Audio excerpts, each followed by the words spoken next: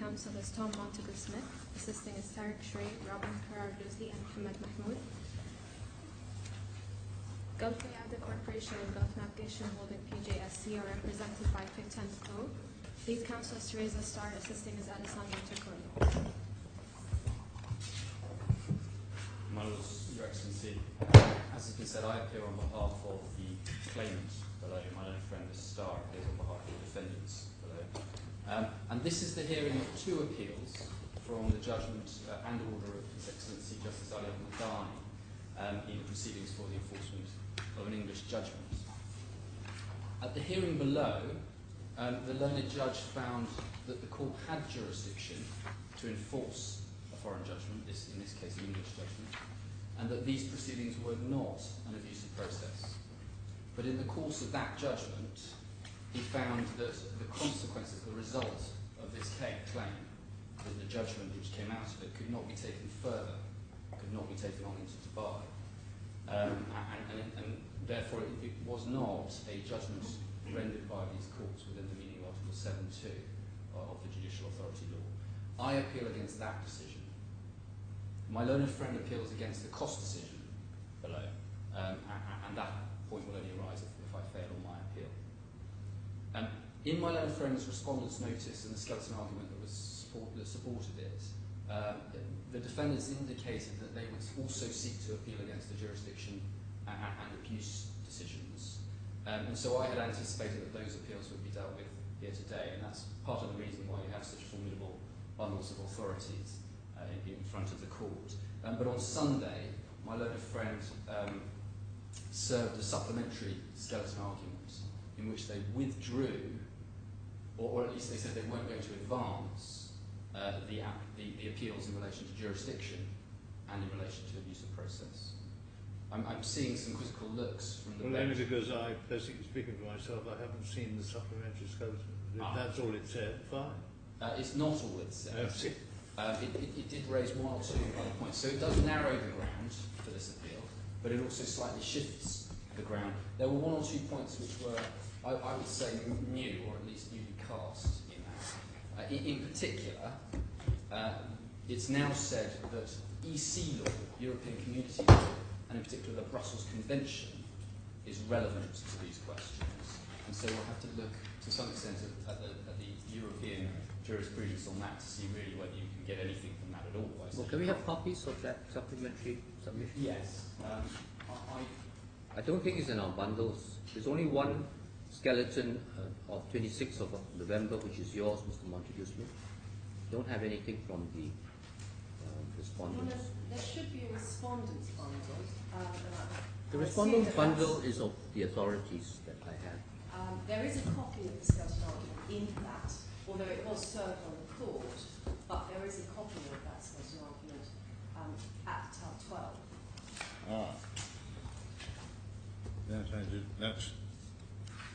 So I apologise to the court. That's right. Well, you're quite right. It is there. It's right at the end of the index. It was not where one first looked. Perhaps not. Something was being perhaps erring on the side of caution and bluntly perhaps. It's a relatively short document. It may be worth the court simply reading it now. Is that helpful? Yeah, probably that's right.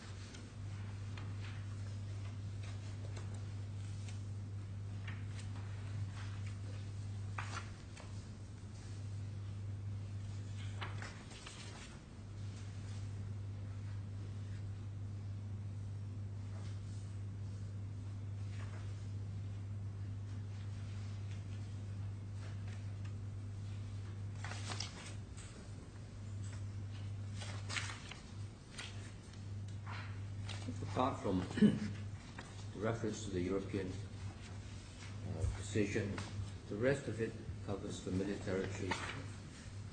It does, save for, I would suggest, the passage at paragraphs 30 and onwards, or really 29 onwards, where what is being said now is that if a judgment could be taken on, if a judgment could be enforced in the DRC and then taken on to Dubai, that, it is said, would be a breach of a treaty obligation, as I understand it. So, and therefore it would be unconstitutional. I say that argument just doesn't work, and so we'll have to look at it. But that is new, it seems to me. Well, why don't you weave it into your argument? Yes, I will. It is worth bearing in mind the background that your Lordships will have. I suppose I would expect the background in mind, but I can just explain it and refresh your memory of it very briefly. The English judgment was a judgment for $8.7 million approximately, and the underlying debt arose under various contracts. There are a number of different contracts, but in the main, the debt is the principal of a sum which was loaned to the first defendant. So there was a loan to the first defendant, it was guaranteed by the second defendant. The first defendant didn't repay the loan, the second defendant didn't meet its obligations under the guarantee. And the agreements contained English jurisdiction clauses. And under the contract... And English governing law? And English governing law. And under the contracts, the defendants had appointed an agent in England for service of process. And so proceedings were served, but they weren't served out of the jurisdiction, they were served on the defendant's agent in England. The defendants actually instructed solicitors, and they served an acknowledgement of service, and they sought extra time to file a defence, and that extra time was granted, but then the defendants ceased acting in those proceedings, and a judgment was entered in default, so no defence was filed. And so we have this judgment of 8.7 million, which the defendants haven't paid. Now, up to now, the defendants have not offered any defence to these proceedings at all. And I'm not even aware of any defence ever having been asserted in relation to the claim below, but that's gone. But it's hard to see what defence there could be to this claim, given, firstly, that there was an English jurisdiction clause, and given that the service was carried out in England, and indeed the service was acknowledged in England. But in any event, this appeal only makes a difference if there is no defence to this claim, if there is no defence to the enforcement. But it depends what you mean by your claim. Your claim at the moment in this court is for effect to be given to the English judgment. Yes, that's the claim. And a preliminary point has been taken by way of jurisdiction. It was below, it's not advanced now. But then when you take a preliminary point, you effectively gain a space to defer the filing of your substantive defense, because in the normal course of things, assuming that there had been no appeal against Judge Ali's decision, and if the court had jurisdiction, then you would then presumably have filed an application for immediate judgment. Yes. At that point, they would be free to raise all the substantive defenses to your claim for enforcement of the foreign judgment apart from jurisdiction, right? Yes. So that issue still, that possibility still exists. Yes, absolutely. Yes, that's right. We're not going to give you a judgment today, no, right? I'm not going to ask for one. Yeah. My point was this, that the question before the court today is whether if I win in these proceedings, if I ultimately get a judgment from this court, whether that judgment can then be taken on into Dubai. And that only matters, and this is my point, that only matters if I win on my claim, and therefore if this court rejects those defences. So the basis on which the court needs to approach the decision is on the basis that I win, otherwise it's... Well, that's always the case when you take a jurisdictional objection. You assume the worst. Yes, but as I say, it's not a jurisdiction point that's being raised today. It's simply a question of whether, because jurisdiction was argued below, and Judge Ali, His Excellency Judge Ali, decided against them on that and rejected also the abuse of process points. And there was to be an appeal on those, but that appeal has now been abandoned. So all we are dealing with today is his decision that if I succeed on these proceedings, then the judgment of this court that comes out of that cannot be taken on into Dubai under the reciprocal enforcement mechanisms in Article 7 of the Judicial Authority. Was that a decision? Well, yes, I say it was. And that was one of the points that was raised in my skeleton argument, and permission has been granted for this appeal. I'll explain. In a sense, this is a winner's appeal, because I was successful below on the application.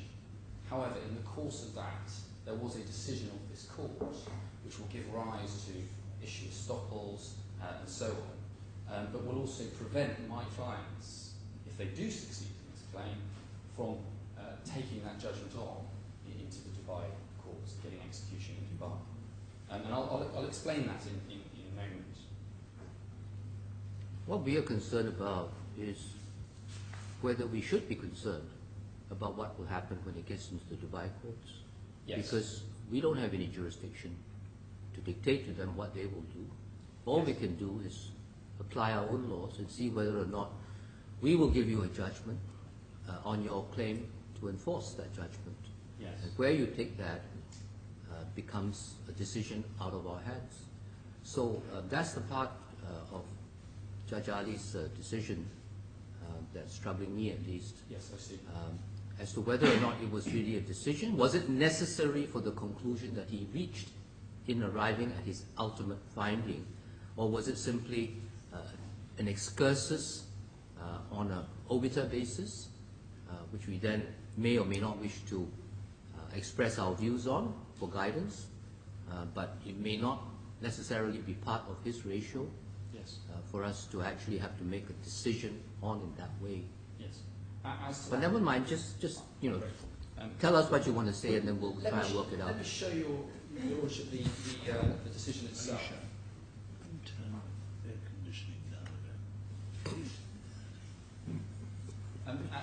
bit. The answer to your Lordship's question is that yes, it was part of the ratio. It was the reason why the judge rejected the abuse of process argument. The abuse of process argument below will be fairly familiar to this court. It's exactly the same as the abuse of process argument that was run in the Maidan case and in many of the other arbitration cases. And it went like this. It said, there are no assets in the DIFC. So really what the claimants are trying to do, they're trying to get a judgment in Dubai. They want to take it into the DIFC. They want to take it into Dubai and execute against assets in Dubai.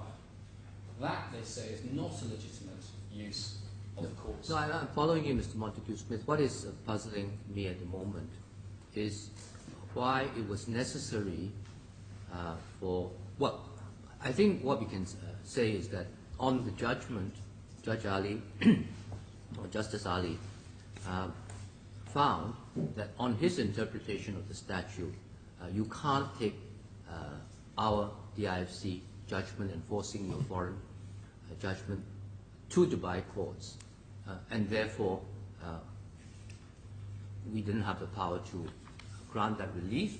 And because he made his decision on the basis of interpreting our law, he didn't, by definition, he would not have to deal with the abuse of process, because the statutory interpretation had taken care of the issue. Yes. That was his approach, as I see it. Well, yes, I mean, I wouldn't say, I would not put it as he didn't have to deal with the abuse of process argument. The way I would put it is to say he dismissed the abuse of process argument because he said there was no prospect of my clients taking the judgment into Dubai in that way. So yes, but did you ask for that? Did you ask for an order from the court that we direct, or the DIFC courts directs, that the judgment be sent over for enforcement or registration? Not at this stage. I couldn't do that because I can't do that until I get my judgment. But when I do get my judgment, the process that I will need to follow is explained in Article 72 of the Judicial Authority Law. What I need to do is I need to come to this court with my judgment, and I need to ask this court to affix the executory formula at the end of it, and then write a letter to the Chief Justice of the Dubai Court's first instance courts, asking the Chief Justice of those courts to execute that judgment. And so what Judge Ali said in his judgment was there can be no abuse of process because this court would have no power, is the way he put it, no power to refer the judgment to the Dubai courts in that way. So there is a decision of this court, it hasn't yet been asked for, but it will be asked for if this claim is successful. There is a decision that this court will need to make, which is, does it write that letter? Does it affix that formula to the judgment? And it was part of the ratio of the judgment. It seems to me clear, because it was the basis, it was the only reason he gave for dismissing the abuse of process argument. Now, it's right that the decision, I'll call it that, and we can debate whether that's what it is, but the decision that this could not happen, that you can't take on the judgment, was not recorded in an order. And no order was sought in those terms. But that is not It's a the test. prospective order to the registry not to issue the execution seal. Yes, but I would be bound by that going forward. So if I then say, well, if at the end of this case, if I don't challenge this decision now, if at the end of this case I get my judgment, and then I take that judgment back and ask the court to do what I wanted to do, to do those things, to write the letter, then clearly the defendants will say, well, hang on, we've had this argument, you're bound by the decision in that judgment, it's part of the ratio of the case, and there's an issue of estoppel which arises. So therefore you can't do it. So this court, in the words of this judgment, has no power to refer on that judgment. But it depends on whether or not the respondents advance that particular line of analysis that His Honour had to deal with in the way that he did. Because you can only have a binding order if it was on something that was in issue between the parties. Somebody raised it and he had to decide on it. If he decided to say, well, I don't want to grant the order prayed for because at a future time I think it can't go anywhere, that actually is preempting a decision which has to be taken at a later stage. Well, I must disagree as the relevant question is whether or not it was argued, because certainly it seems to me, if a decision of the court forms part of the ratio of the judgment of the point at issue, then it is binding as a matter of res judicata. Whether or not the point was raised by the parties, whether or not that was argued. So the question, it seems to me, is... No, it's called an authority sub silentio, if I recall. If you don't argue it and the court decides it, it's of some authority, but not necessarily binding because it was sub silentio. Well, but you were not silenced. So that's the short answer, is it? You were not silent. No, we were. On this issue, this was a point of the judge's own making. Neither party argued that, in fact, both parties approached the whole issue on the basis that this was a possible procedure, that this could be done. Okay. And in the same way... That was why it was being suggested it was an abuse. Well, precisely. And you were arguing, not that it was not something you wouldn't do or couldn't do, it was something you were going to do, but it was not an abuse. We might do. All right. But it wasn't an abuse, precisely. And the defendant's position below was exactly that as well, but rather more forcibly, it would happen, it was the only purpose, and therefore it was an abuse. So it was the logical underpinning for the entire abuse argument, and therefore it was the reasoning which was given. This decision was the reasoning given for rejecting that argument. But it was common ground below. That is, it seems to me, is an issue as to whether or not I get permission, and it was one of the reasons why Mr. Justice Field gave permission in this case, because the point had not had an opportunity to be aired, and because it was of some importance. Okay. Why don't you get on with the main argument? I think we've had enough discussion for the moment on this point. Well, I can show Your Lordship the decisions in England which deal with this question about whether or not you can advance a winner's appeal. So if you win the argument, but some issue is decided against you, can you appeal against that? It's in your skeleton, isn't it? It is. It's the case of Noga. And I won't take Your Lordship then to the judgments if you'd rather not be shown them. But the point But there's no challenge to, in a sense, the grant of a leave of appeal. It's not suggested. no, that's correct. Albeit that the permission judgment was slightly equivocal on this, because it said that I had a point which was reasonably arguable that I could raise this point. So I agree with your Lordship's observation. It seems to me that this is an issue for the permission stage. And as I understand it, no point is taken on this. And so everybody accepts. But just to summarise the position in English law, the question of whether or not a winning party can appeal against an issue which is decided against them effectively resolves itself into the question of whether or not that issue that was decided against them could be the subject of a declaration. That's effectively where the test gets to. So is there a real... So in other words, is it a decision which, if it was reduced into an order, would be something which the appellant would challenge? And the way it's been put in various cases, particularly in Noga, is, for example, if the decision is pregnant with legal consequences. That was how it was put in Noga. And one of the examples of that was where the decision could give rise to an issue of estoppel. So that's the Noga decision. In another case called Marina, it was said that where the issue is one of general legal importance, the court would be more likely to permit those sorts of appeals.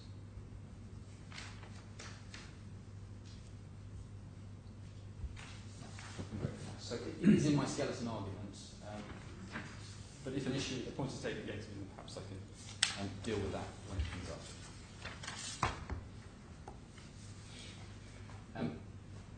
Can I take your Lordships first to the decision itself? It's in the judgment at tab 1 of the bundle, page 13.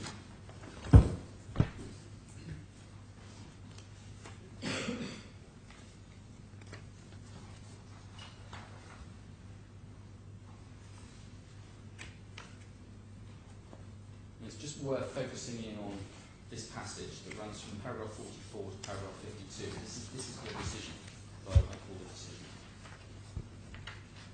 And as I say, here the judge is dismissing the abuse of process argument, which is put on the basis that the sole purpose of these proceedings is to go through the reciprocal enforcement mechanism of the bar. So he says, it's my view that both parties' arguments in this regard are misconceived.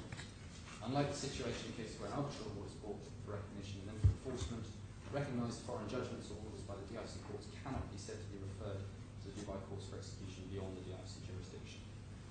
Article 7.2 of Judicial Authority Law provides where the subject matter of execution is situated outside the DIC, the judgment decisions and orders rendered by the courts and arbitral awards ratified by the courts shall be executed by the competent entity having jurisdiction outside the DIC. And I'll leave the rest. In this article, there is reference to judgments, decisions, and orders rendered by the DIC courts and the arbitral awards ratified by the DIC courts to be referred for execution, but no reference at all to any foreign judgment recognised by the DIC courts. The article has excluded recognised foreign judgments from that rule.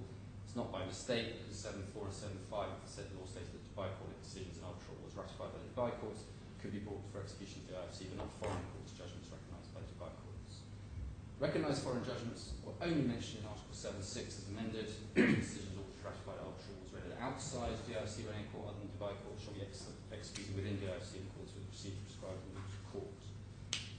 In my view, the meaning of Article 7 of the Judicial Authority Law, as amended, along with Article 24.1 of the Court Law with regard to foreign court judgments, is that although this court may execute judgments, decisions and orders rendered by any recognised court other than Dubai courts, that execution shall not go beyond the jurisdiction of this court, which requires this court not to refer recognised foreign judgments to the Dubai court for execution and vice versa. This would surely lead to say this court cannot be said to be a conduit. Well, that's the part that I'm a bit, I was puzzling about, because that seems to be an interpretation of a statement of the consequences that flow from the words of 7.6, because 7.6 itself is only talking about enforcement within the DIFC. Yeah. And he is now talking about enforcement of our judgments outside the DIFC. So he is extrapolating from the one into the second conclusion? Well, he's interpreting Article 7.2. Article 7.2 is repeated at 45, paragraph 45. Uh-huh. So 7.2 is about the circumstances in which a judgment of this court, or an ultra award or so on, may be taken on into Dubai. So he's not interpreting 7.6. He's saying 7.6 deals with foreign judgments within the DIFC. This is about what can be referred by the DIFC to the Dubai courts for execution. So where the subject matter of execution is situated outside the DIFC, the judgments, decisions, and orders rendered by the courts and the ultra awards ratified by the courts shall be executed by, and this will be the Dubai court. In accordance with the procedural rules adopted by such entities.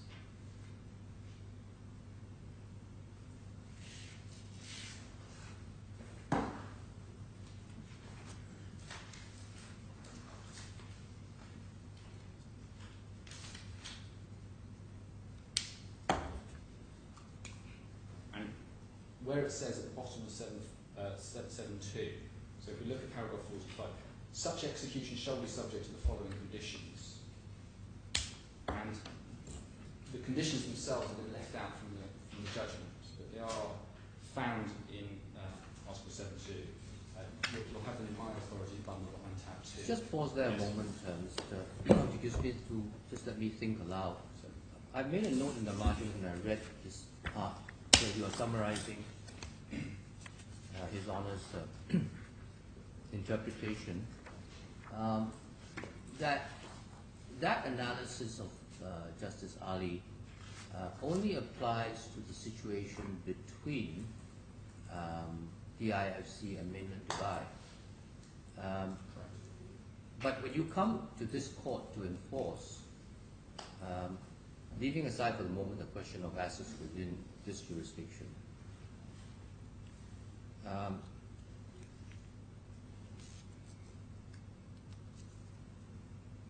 and you could, and I think you might, be using the judgment here to enforce again in some other territory other than mainland Dubai.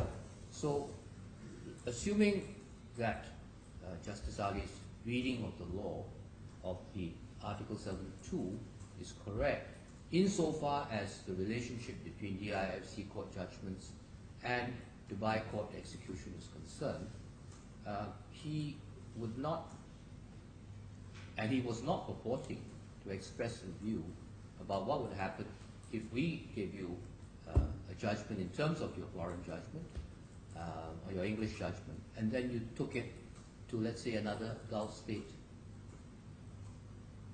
Yes, correct. That's correct. Because the proposition was not that he that we might do that. However, if his interpretation of 7.2 is right, what he is saying is that the judgment on the judgment, so the judgment at the end of these proceedings, is not a judgment, decision, or order rendered by these courts. And so it doesn't fall within 7.2. And so, at the very least, I would not be able to use that provision to seek recognition of that judgment, or enforcement of that judgment, or execution of that judgment in any other, and it's, the expression in 7.2 is competent entity having jurisdiction outside the IFC. But it wouldn't affect any other mechanism by which I might seek to have this judgment. Yeah, but he is saying that the judgment can't be enforced in any country. Well, not within the provisions of Because 7.2. it isn't a judgment. Yes, correct. So Article 7.2 doesn't just deal with mainland Dubai. Yes. It deals with any, whether it's Panama, Singapore, France. Yes. So he is saying that it's not a judgment, therefore Yes. you can't enforce it anywhere. Yes. That seems to be the effect of what he's saying. And it seems to me that that in itself is a decision which this court must be concerned with. What is the status of the judgment that comes out of these proceedings? Because as Your Honours will be aware that there is a different approach taken to the enforcement of judgments in particularly continental Europe than in the common law systems. So there is generated another Latin phrase, exequatur, sur exequatur non vote, because in the continent what you have is an execution of a foreign judgment. So what you're saying is that foreign judgment is not converted into a local judgment. It's just said that foreign judgment may be enforced in the enforcing jurisdiction. But the common law says actually the result of those proceedings under common law, enforcement of a foreign judgment, is a new independent judgment of the local courts. So you simply have a judgment. And so that's where the common law and the continental authorities diverge. Because under the continental system, there's nothing of the enforcing court that could subsequently be executed elsewhere. Because it's just an executory, it's a decision saying, in terms, that foreign judgment may be executed here. Whereas in the common law, you have a judgment, an independent judgment of its own. And I'll show you, Your Lordships, the authorities on that from the common law, but that's absolutely the consensus within the Commonwealth in particular. And it's the effect also of the approach of the various courts who have signed up to the memoranda of guidance with these courts. And therefore, the result is that, in fact, and this is my fundamental difficulty with the way the judge approached this issue, that in fact, the result of these proceedings would be a judgment of this court. And that clearly is, I would say, an issue of some importance, that the decision that's made against me in a way which could give rise to problems later on down the line. The decision that if I win these proceedings, that's not a judgment of this court. I don't get a judgment of this court.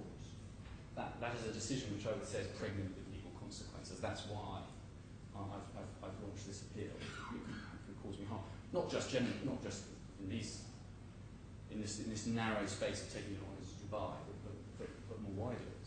Just to save you some time, I think it is the intention of the court to deal with the point raised by Justice Ali. Whether we do it as a decision or simply as the opinion of this court, we will worry about that later. So you don't need to go on much longer about the need for us to address our minds to it. We will address our minds to it. I'm grateful. Thank you. Let me then show Your Lordships very briefly. Sorry, just to clear my mind, assume you're right for the moment, purely for argument purposes, that what you're seeking is a judgment within the meaning of Article 7.2. Yes. And therefore the judge was wrong to, in a sense, foreclose the abusive process argument on the basis that it wasn't. Does the abusive process argument re-emerge?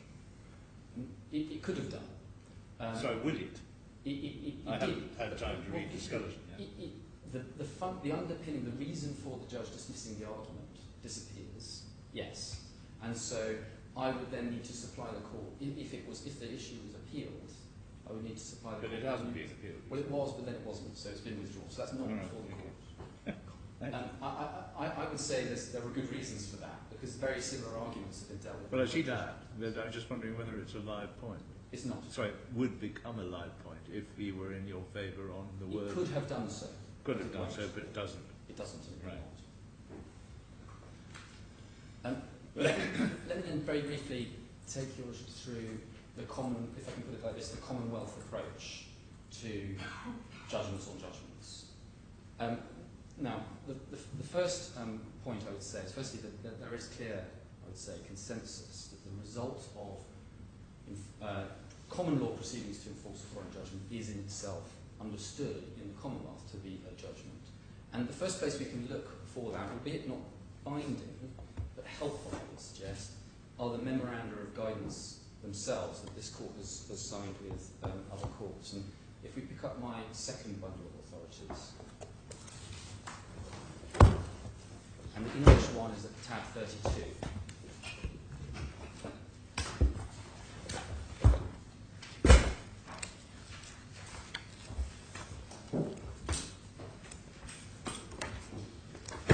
Unfortunately, the copy in here was printed from the website, from the PDF on the website, and unfortunately the PDF only contains every other page, but the relevant provisions are repeated in the further ones, but I'll just take those, take you to the ones that we can see here. This is the one with the English commercial court. And if we turn first at, the relevant bit's missing, but if we turn to paragraph 32, sorry, we turn to paragraph 27.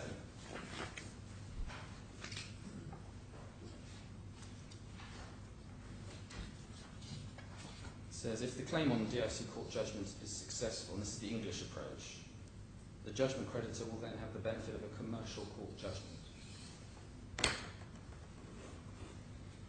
And then deals with the consequences of that. Now, the corollary to that is included in the English one, but we don't have the wording for it. But if we go forward to the next tab, we see the Memorandum of Guidance with the Supreme Court of New South Wales. And if we look firstly at paragraphs 8 and 9,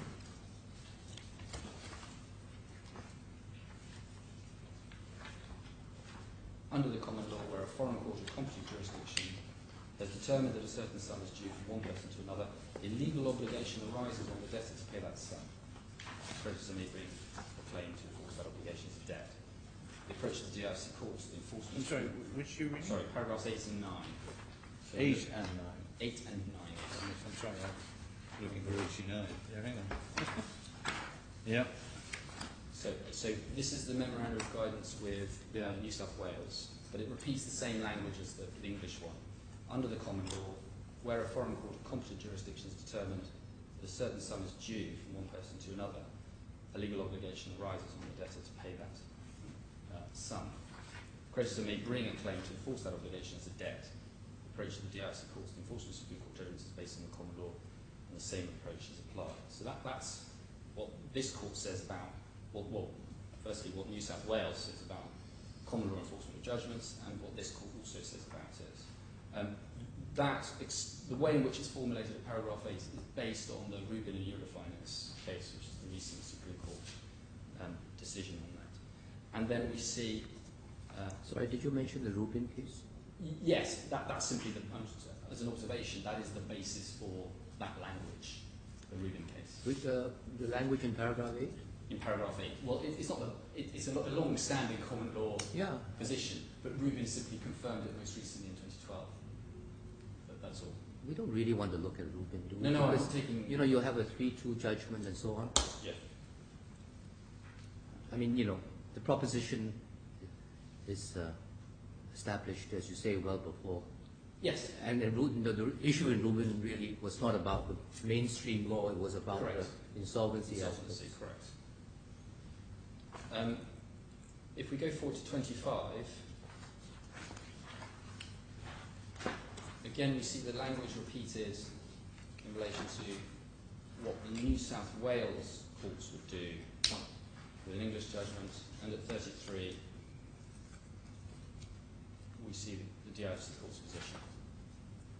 So if the claim on the Supreme Court judgment is successful, this is 33, the judgment creditor will then have the benefit of a DIC court judgment. Judgment creditor will be entitled, if necessary, to use the procedures of the DIC courts to enforce the judgment, and so on. And the same language is used in the other memorandum of guidance. I won't take directions to all of them, but we've got one from the Federal Court of Australia, that's at tab 34. The Kenya one is at 35. The Singapore one is at 36. There are two more, which are not in the bundles. Three more, in fact. There's one with the Korean courts, which is in similar terms. There's one with the Kazakhstani courts, where the Kazakhstan courts don't say quite the same thing at the end of that section. They don't say you would have a judgment, and that may be because of the nature of the Kazakhstani system. I simply don't know. And then there's one with the Newell courts, but the Newell courts, like other American courts, as they say in the terms of that memorandum, they deal with it on the basis of comity, not on the basis, as we understand it, of the common law, that there's an obligation that arises out of a judgment. So each of the other courts, each of the courts which I've shown the rulerships, all of them have confirmed that they take that approach, and in each of these documents, this court has confirmed that it takes that approach. There's an independent judgment which arises at the end of these sorts of proceedings. So what I say is that my learned friend's case, and for the judge to be right, my learned friend's case must be that the memoranda of guidance are simply wrong. So they have to attack those memoranda head on. You can't just attack the conclusion because it just flows as a matter of logic from the nature of the enforcement of a foreign judgment. And as I read their submissions, they don't, in fact, dispute that. They don't dispute that that's the basis, that's the approach, that the common law approach is the right approach. And I'll just show your Lordships that very briefly. If we pick up the bundle in terms of paragraph tab 14,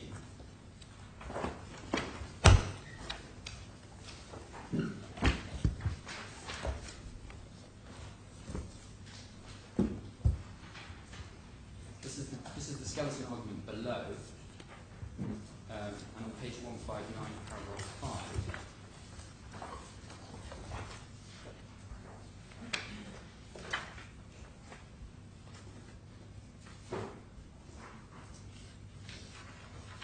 They deal with the legal principles for the enforcement of the judgment, the need for originating proceedings under the common law.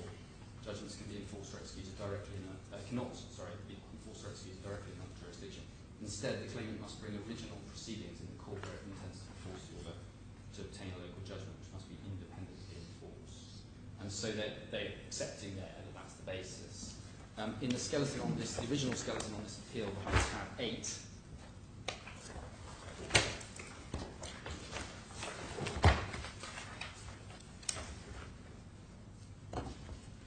paragraph 22, page 62 of the bundle.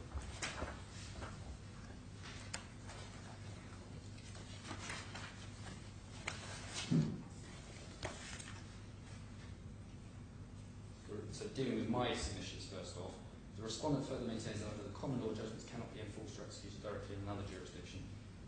So that's the respondent's position. There is no enactment providing for English commercial court decisions to be enforced as if payable under an order of the DIFC cause. Instead, the claimant must bring original proceedings in the court where it intends to enforce in order to obtain a local judgment, which must be independently enforced. So again, if they seem to be accepting the common law position, just to be clear, I'm not suggesting that the result of these proceedings would be an order that the English judgment could be enforced as if it was a DIFC court judgment. I'm asking in these proceedings for a DIFC court judgment in the sums awarded in England. So that's the distinction. And then finally, in the skeleton argument for today, sorry, the supplementary skeleton argument, if we go to paragraph 19, Sorry, but the supplementary skeleton argument, I think it was at the back of the defendant's authorities bundle.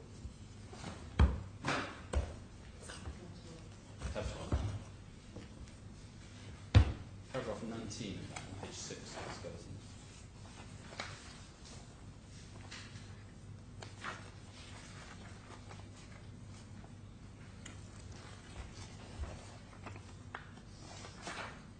As confirmed in the memorandum of guidance, the process of recognition of an English court judgment involves obtaining a local DIFC judgment on the back of the English court judgment.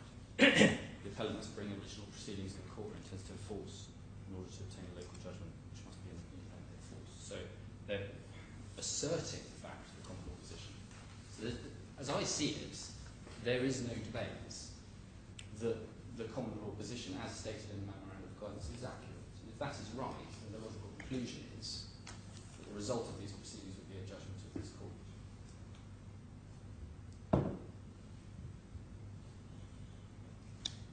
And that is a judgment which has all the features of any other judgment issued by these courts. It's just that the underlying obligation happens to be the product of a foreign judgment rather than, say, a contract. And the new judgment can be enforced in exactly the same way. So you have, under the memoranda, access to all of the execution mechanisms of these courts, third-party debt orders, and so on. And that same conclusion is acknowledged by the other courts who signed the memoranda around the Commonwealth. Now, the memoranda don't deal in terms of Article 7.2, that is, whether or not the judgment will fall within the four corners of Article 7.2. But So they don't deal in terms with the question of whether that sort of judgment itself would be enforced. So in other words, if somebody came to this court with a judgment on a judgment, say there's an American judgment, it's taken to England, that creates another judgment, that judgment is then brought to this country. The memorandum doesn't deal in terms with whether or not it would enforce that, but that must be, I'd say, the logical consequence of that position. And there's no reason to distinguish between judgments on judgments and just regular judgments on contracts. And that at least is the position of common law. Because the common law courts don't distinguish and show you which is that unless there is express legislation which says they should. So in principle, there is, I would say, near, possibly universal consensus that a common law judgment on a judgment can be the basis for a new, fresh action. I say in principle because in England, at least, in some contexts, that position has been altered by statute. And in particular, the Reciprocal Enforcement and Recognition of Judgments Act 1933. The 1933 Act expressly, well, that Act provides for the enforcement of judgments, the reciprocal enforcement of judgments between England and various other countries. And it has been amended to exclude judgments on judgments. And that's important because that provision has been considered both in England and in Singapore. And the conclusion in those cases, sorry, in Scotland and Singapore, and the conclusion in those cases is that absent that amendment, absent express exclusion, judgments on judgments would just be judgments, and so would fall within those provisions. So I'll show you your Lordships that very briefly. It's in my authorities tab, the Act itself, at tab 4. Number 1.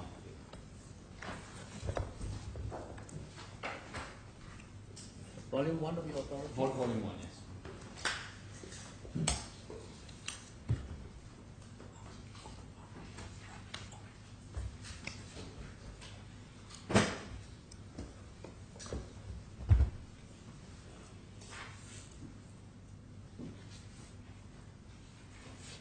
So this is the Foreign Judgments Reciprocal Enforcement Act 1933. And the judgments to which it applies are defined at section 1.2. So it says, subject to section 2A of this section, a judgment of a recognised court is within this subsection if it satisfies the following conditions.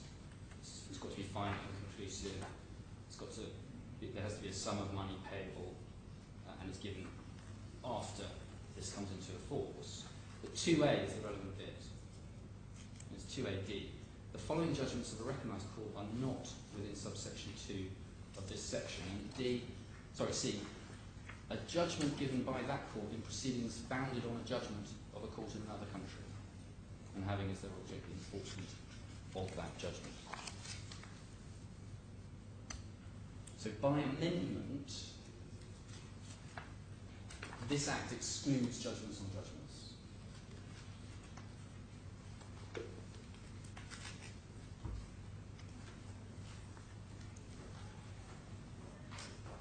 Now what happens in England if you have an applicable relationship between England and another country? Yes. So that the party who has a judgment from the reciprocating country has a choice of going under the Reciprocal Enforcement Act or at common law. Does he have a choice? No, because the Acts which provide for registration of judgments generally exclude, in fact they all exclude the common law. So, but where do we see that in? I don't know is the answer, but I can find that for you. Your Lordship.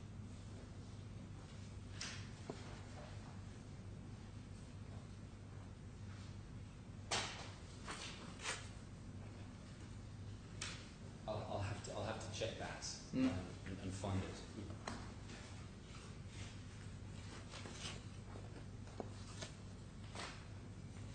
And how many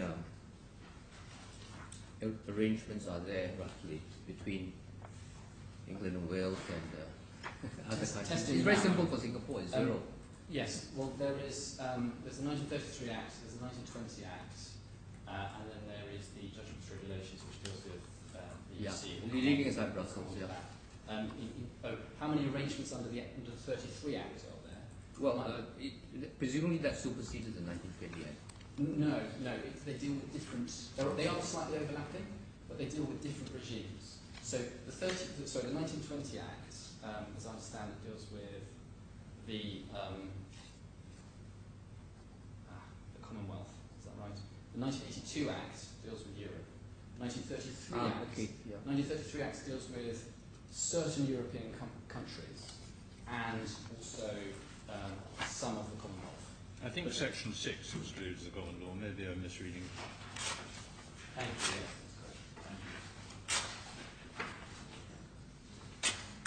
So you'll find in English law provisions of that nature in the other acts generally. So, but it doesn't affect the common law, but it's simply excluded in the way it does. Right. But the point about this provision is that there needed to be an express exclusion of judgments on judgments from Article 1.2, because if there wasn't that express exclusion, then they would be simply understood to be judgments. And that is exactly the point that was raised and answered in the Scottish case of Clark and Pjsc, which should be at the first tab of your second authorities manual, tab 17.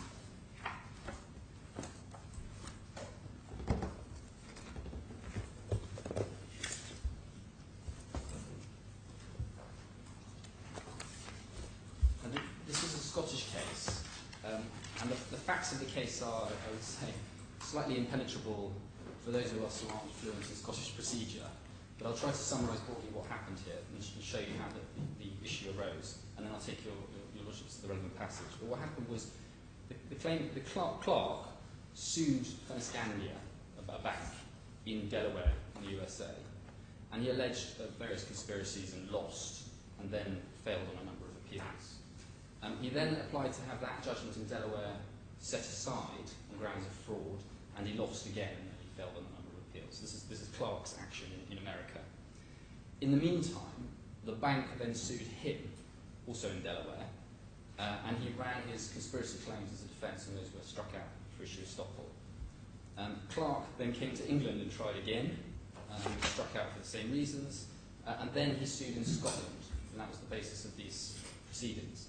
And so in these proceedings, he was seeking declarations that the various orders against him in the various parts of the world couldn't be enforced in Scotland because they were procured by fraud. That was his position. Now, as part of its defence, the bank said, well, there's no prospect of us actually seeking a judgment in Scotland, so the claim should be struck out on that basis. So that was really the quite narrow issue that they were dealing with. But amongst the arguments that Mr. Clark made was that the bank might go to France and try to enforce its judgments there, and then might come from France to Scotland, so get a judgment on a judgment in Scotland under the 33 Act. So the court looked at the 1933 Act and noted that the 1933 Act, as I've just shown you, the court, excludes the enforcement of judgments on judgments. In doing so, made some observations at paragraph 31.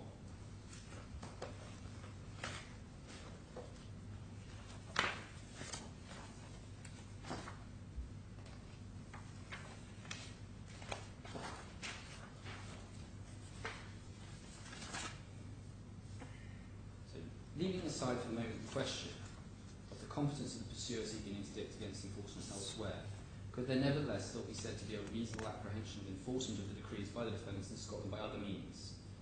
I've come to the view that there could not, notwithstanding that at the time of the last debate undertaken was given that a minute of amendment would be lodged showing that conclusions were directed only against potential actions of the decree in form. The primary question now made by the pursuer in argument is that the defendants could seek an order of the nature of the decree conform against him in France, where it is accepted the pleadings and has a home business interest, and then seek to register the judgment decree enforced in Scotland. So that's the issue. As to the 1933 Act, it is at least clear in the pursuer's favour that if such a French decree could be registered, it would be possible for the registering court to set aside the registration based on judgments taken by fraud. It seems clear, however, that any French decree of the type envisaged could not be registered on the Act, by virtue of section 12A, which I've shown you, Lordships, it is provided in effect that the Act's provisions do not apply to a judgment given in proceedings founded on a judgment of a court in another country, and having as their object the enforcement of that judgment. This provision, added by the Civil Jurisdiction Judgment Act 1982, was no doubt added, as many commentators have concluded, to avoid the laundering of judgments obtained in countries to which the 33 Act did not apply, i.e. to prevent a party from obtaining a decree conforming in respect of a foreign judgment in the country to which the Act did apply, and thereafter seeking enforcement by formal registration procedures under the Act. So the conclusion there is, absence of amendment, these sorts of provisions permit this. They permit taking judgments on judgments and then taking them on. Now, in the next paragraph, I won't read it for now, but I'll come back to this point. The court went on to make the point that a judgment on a judgment doesn't fall for enforcement under the Brussels and Locarno Conventions in Europe. And that's one of the points that my learned friend makes. She says, as a matter of interpretation of the Brussels Convention, it doesn't cover judgments on judgments. And so the court in Velascandia went on to say, well, the 1982 Act mechanism whereby you might get registration of a judgment, of a French judgment on a judgment in Scotland doesn't apply, because as a result of these provisions it doesn't fall within the convention. But I'll come back to that if I may, and just complete the view from the common law world as opposed from the continental world. But for now, what I point out is that regardless of the position in relation to the Brussels Convention, to the fact that judgments on judgments don't fall within the convention, that didn't affect the court's fundamental position that a judgment on a judgment is otherwise a judgment. So the common law position is not disturbed by the position under the convention. And that conclusion, that absent express legislation, a judgment on a judgment falls within these sorts of provisions, has been confirmed in a case in Hong Kong called Morgan Stanley and Pilot Lee, which is the next tab.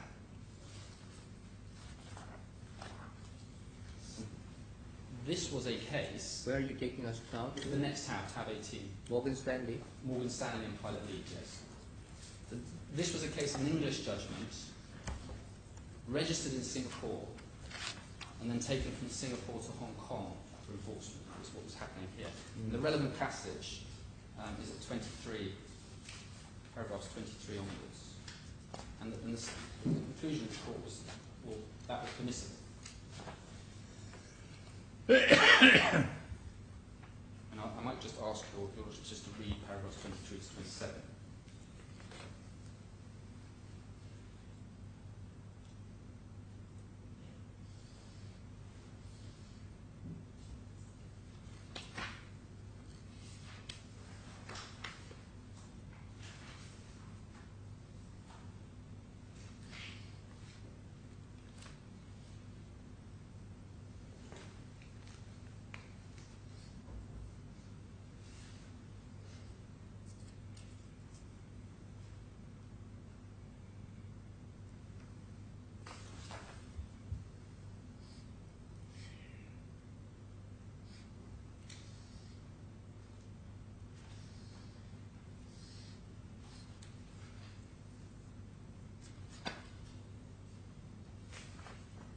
So that there, the conclusion is in 26 and 27. Absence of an amendment like 2A, whatever you think of this process, whether you approve of it or not, it falls within these sorts of provisions. You said earlier that the finding that this was not a judgment within the meaning of Article 7 was a decision by the judge which was not based upon any argument advanced by either side. Correct. So the judge didn't have the benefit of any of these authorities? No.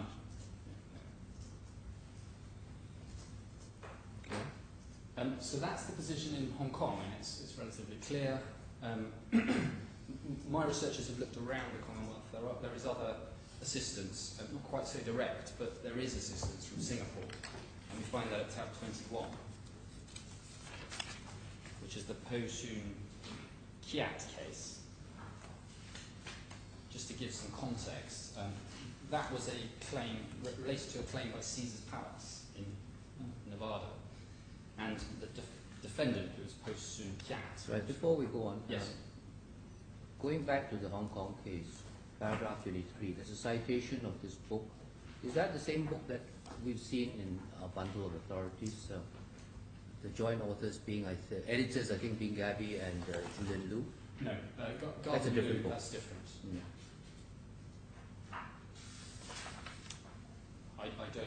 I've not myself turned up that book. Yeah, but this book is specifically, I think, on Hong Kong, I see. because they talk about the ordinance. Yes. Yeah, sorry, where are you taking us now to? So tab 21, Posun Kiat. Mr. Kiat had failed to pay his gambling debts, and what had happened is that, and again, the facts are relatively complicated, but Caesar's Palace had obtained judgments by default in Nevada, and then it had obtained judgments on the basis of that judgment in 2 other jurisdictions in America, in Santa Clara and in California, and that all happened in 1999. The next thing that happened is that the defendant tried to avoid enforcement by transferring an interest in the property over to somebody else. And so Caesar's Palace attacked that along with another debtor, and they tried to set that aside. And they got judgment on that by default as well, and that happened in 2001. Now the problem for the casino was that by the time they got to Singapore, they had a limitation problem with the 1999 judgments. So they had to sue on the 2001 judgments.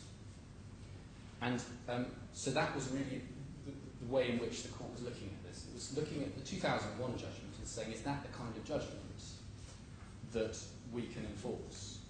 It's a judgment based on a judgment, but they weren't concerned about that. They were concerned about whether it was a money judgment. And they decided it wasn't, because actually it was in the form of setting aside a transaction. It was an executory judgment, in effect. But they did approach it on the basis, the general common law basis, that foreign judgments create a form of debt which can, at least in principle, be enforced in common law countries. But they have to be judgments for a definite and ascertained sum of money. And we see that in paragraphs 13 to 14. Just repeat the paragraph number. 13 to 14. Just for your note, I'm paraphrasing it, but it will take time if we read everything, so I won't ask you to do that. But what they did was they went on to try to work out whether or not this 2001 judgment was itself a money judgment. So they didn't challenge the premise. By the time we got to this judgment, we were dealing with a judgment on a judgment on a judgment. Because the original judgment was the Nevada judgment. Then it had been taken to California in 1999 to get a money judgment. And then that judgment formed the basis of the 2001 California judgment, which was a judgment to set aside a transaction, but on the basis of the 1999 California judgment. That was not the problem. The problem was the nature of the judgment. Was it a money judgment? And they found that it wasn't. So they look at the expert evidence of Californian law, and they reject it at 26 and 27. And what they say there is, there's no reason for any court to doubt. Give me the paragraph that you're 26 reading. and 27. 20? 26. Yeah, okay. They say there's no reason for any court to doubt the expert's opinion that the 2001 California judgment was an independent judgment in itself.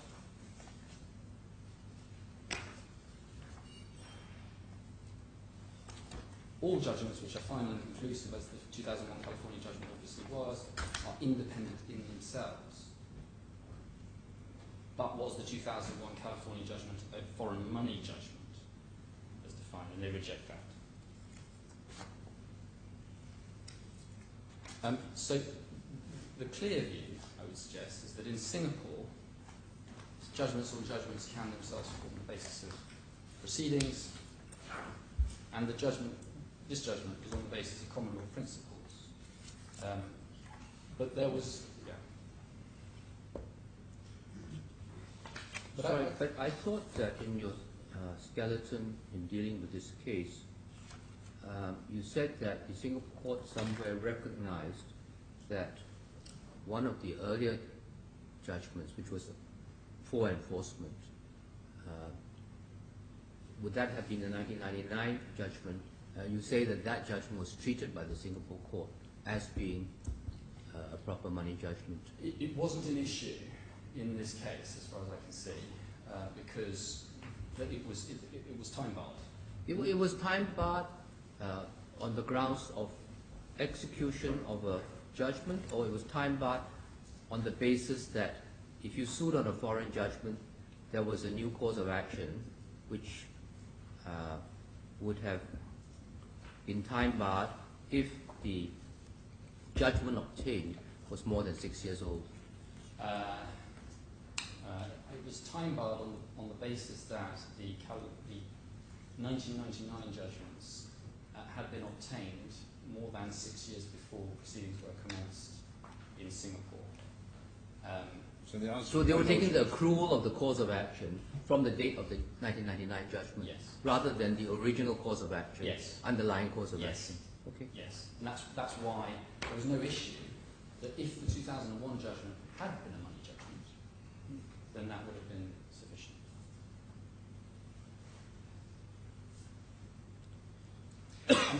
And so that case is in a way quite a good example, an illustration of the fundamental difference between executeur-style judgments on the one hand, that is, judgments acknowledging that another judgment is enforceable, and the kind of judgment we are dealing with here. Because an executeur is not a money judgment, so it can't form the basis of these sorts of claims.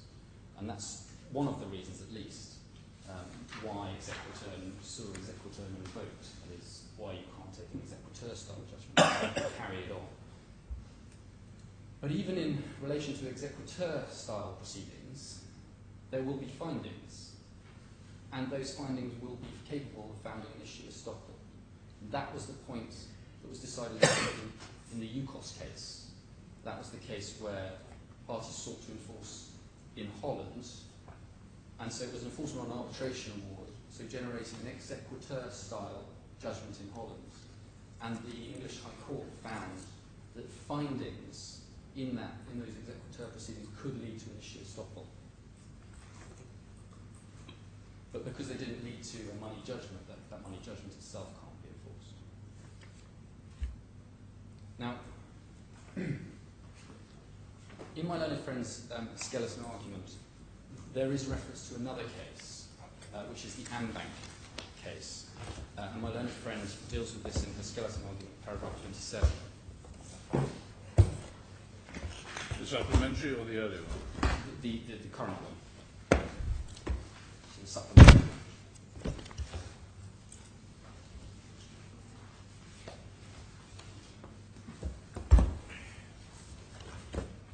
So the current one, you mean? Sorry, the supplementary one, yes. Yeah.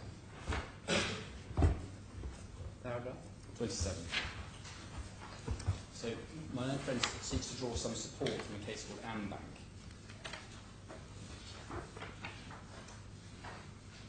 Paragraph 27 says there is further authority that the word judgment means a domestic judgment from the Singapore Court of Appeal. In the case of Ambank, when considering whether a Malaysian judgment becomes a Singapore judgment and converts the Malaysian judgment to Singapore debt, the Court of Appeal stated and then repeats. And I'll come back to that paragraph in a moment. But what's being said is that Ambank is authority for Singapore's definition of the word judgment. But it simply isn't. It just isn't. It is about the meaning of the term in bankruptcy, in a bankruptcy context, of a debt incurred inside Singapore. I'll take your lordships to that in a moment, but what had happened there was that the claimant in that case had obtained a judgment in Malaysia, and that had been registered in Singapore. And then there was a long delay, and then the claimants served a statutory demand, so they started insolvency proceedings. And local law prohibited bankruptcy proceedings unless certain conditions were satisfied. And I'll show you those. If we turn to tab 7 in my volume 1, get to the case. Oh, sorry, the defendant's authority is bundled tab 7.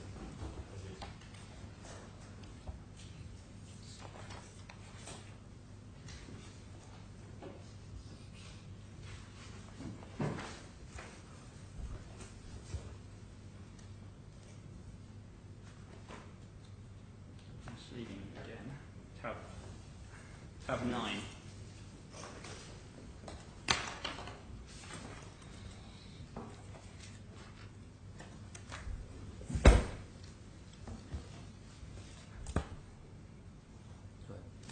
Tab 9 of Tab, bundle tab 1 9 of the defendant's authority bundle. of the few bundles. The supplementary bundle. Supplementary. The defendant's fund.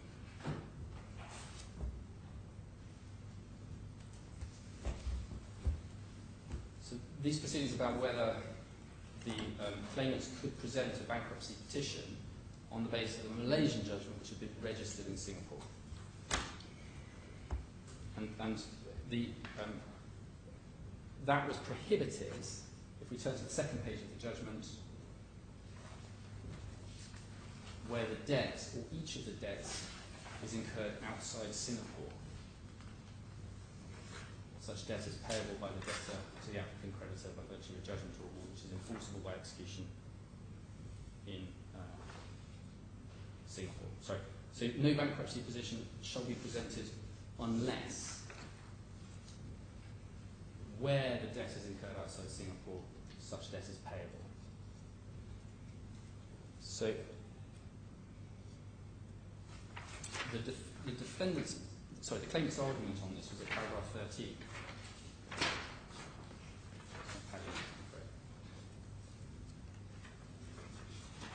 Again, it's a fairly complicated facts in this case, but it's just important to get the principles right. Paragraph 13. AmBank contends that that particular provision is irrelevant and inapplicable to its application.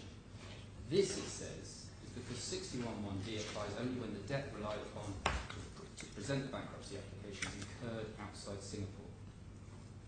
Since section 338 of RECHA provides, that's the judgment, the act by which judgments are enforced, provides that a foreign judgment that is registered is of the same force and effect as a judgment originally obtained in the Singapore courts. AmBank contains that the Malaysian judgment upon registration is effectively converted to a Singapore judgment.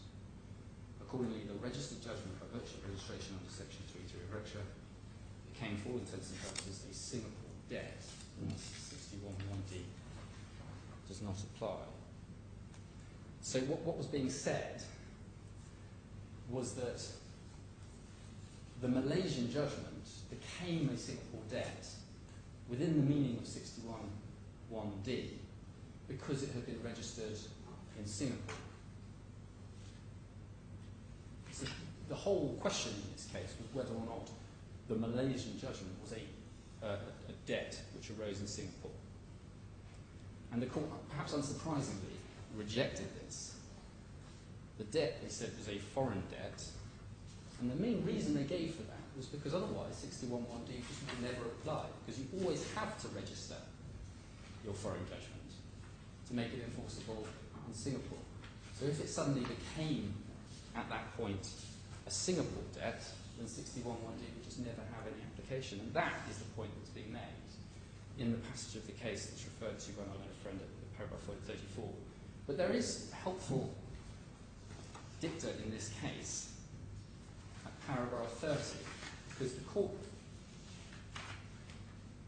pointed out that in fact the effect under Singapore law of registration doesn't create an independent local judgment.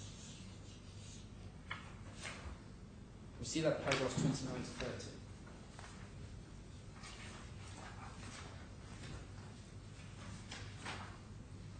The effect of registration under 338 has previously been considered. Leave the rest of that. And at the top of the next page, section 338 is framed in very wide and general terms. It clearly provides that a registered judgment shall have the same force and effect as a judgment of the registering court. It also provides that proceedings may be taken on it as if it had been a judgment of the registering court. So it's looked at a later case of Retan Patrick. In that case, Lai Q Chai, judge, unequivocally declared that 338 did not convert a foreign judgment after registration into a Singapore judgment. Sorry, the paragraph number? This is now 30. The registration scheme here merely allowed a foreign judgment to be treated as if it were a judgment of a court in Singapore. And then I'll skip the next paragraph, but similarly 338 of RECHA does not transform a foreign judgment into a Singapore judgment. It simply provides for a foreign judgment to be treated as if it had been a judgment of the Court of Singapore. In my view, the New Zealand judgment remained a judgment of the court out of which it was issued. So that's the very distinction that I say the judge in this case missed. He missed the distinction between, on the one hand, a decision permitting the enforcement in this jurisdiction of a foreign judgment, which doesn't amount to an independent judgment of this court, and on the other hand, the common law approach, which is that a foreign judgment creates an obligation which you could sue on, and therefore you have an independent judgment allowing you, giving judgment in terms of that debt. So are you saying that we shouldn't really be relying on authorities in the meaning of the Registration of Foreign Judgments or Registration of Foreign Commonwealth Judgments Act in various countries? Because the statutory regime has a different jurisprudential foundation than the common law action. I don't say that in quite the wide terms that Your Honour explains it. I think what I'm saying is that one has to distinguish between the nature of the judgment on the judgment. One has to understand what is the nature of the judgment on the judgment. If the judgment on the judgment has been obtained by way of registration or exequatur, as it is in civil law, then that does not amount to a money judgment of this court. If by contrast it is a common law judgment, then it does, because that's how the common law deals with judgments under common law. And that's the whole distinction, as I say, between the continental approach. So you're saying that the registration, forget about the ex parte for the moment, but a registration would effectively be a deeming exercise? It depends on the nature of the legislation which permits registration. So, for example, if we come to this jurisdiction, we deal with arbitration awards. It's different, but it's similar. I can bring proceedings to recognise a foreign arbitration award in this court. And there are two different remedies for that. One is that, well, firstly, the court recognises the foreign arbitration award within the meaning of the Arbitration Act. Secondly, it makes an order that that arbitration award may be enforced as if it is a judgment of this court. Now, that is not equivalent, doesn't create an independent judgment of this court. But the third remedy, as we've seen in the arbitration cases, is that this court can enter judgment in terms of the arbitration award. And at that point, you get a judgment of this court. You can also sue on an arbitration award, independently of common law. You can, yes. Yes. And you apply the same principles as for suing on a foreign judgment? Yes, yes, unless it's been impliedly excluded, which it may have been. And it rather depends, because the jurisdiction to enforce an arbitration award in the DIFC flows, it leans on the provisions of the arbitration law. So it may be that absent those provisions, there's no jurisdiction to entertain a claim which isn't advanced under the arbitration law. So that it may be that actually you don't get off the ground with that sort of claim. No one's tried it yet. No one's needed to. But that's the fundamental distinction that I'm making here, and the one that the judge didn't have an opportunity to consider, because it wasn't argued out before him. Now, this is a common law claim on a judgment. It's not a claim to register a judgment, or a claim for an order that the English judgment be enforced in the DIFC as if it was a DIFC judgment. It's a common law claim on a judgment. But the point about Bank is it just doesn't lend my own friend any support at all. To say that that is a decision about the meaning of the word judgment in Singapore law is simply wrong. It's dealing with the meaning of the phrase debt incurred outside Singapore. And as I say, in fact, it supports this distinction that I'm talking about, which is this distinction between the common law and the registration.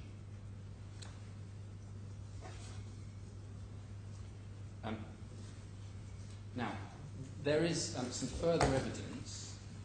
I call it evidence because I don't have further authority as such, I don't have further judgments, but there is further evidence that this is the overwhelming view around the Commonwealth, and Your Honour has referred to the Garb and Loon textbook. I won't take Your Honour to that, but the Garb and Loon textbook is at tab 37 in my authorities bundle. And the question that is asked in each case is that can you enforce a judgment on a judgment? And the question that is answered in each case that I've referred to is yes, you can. So it's clear that in these countries, at least on the basis of this evidence, in South Africa, India, Pakistan, Malaysia, Australia, British Columbia, Ontario, and the Cayman Islands, all of those jurisdictions accept that you can bring an action on a judgment. Now, I accept that that is anecdotal evidence, in that there are no authorities, there are no judgments, obviously, to support. The way it worked was that it was a sort of questionnaire, it looks like, which went around the different jurisdictions asking these questions. But it's perhaps not surprising that there are no judgments on these sorts of things. Firstly, this issue may not arise that often in these sorts of jurisdictions, but when it does, these sorts of issues will be dealt with perhaps at a lower judicial level in front of masters, registrars. They may not be defended, and they may be dealt with by summary judgment decisions, and so it's perhaps not surprising that you might not end up with judgments. So I would say at the least, the fact that the evidence is so overwhelmingly in one direction gives some degree of comfort to this court. What happens when you sue on a foreign judgment?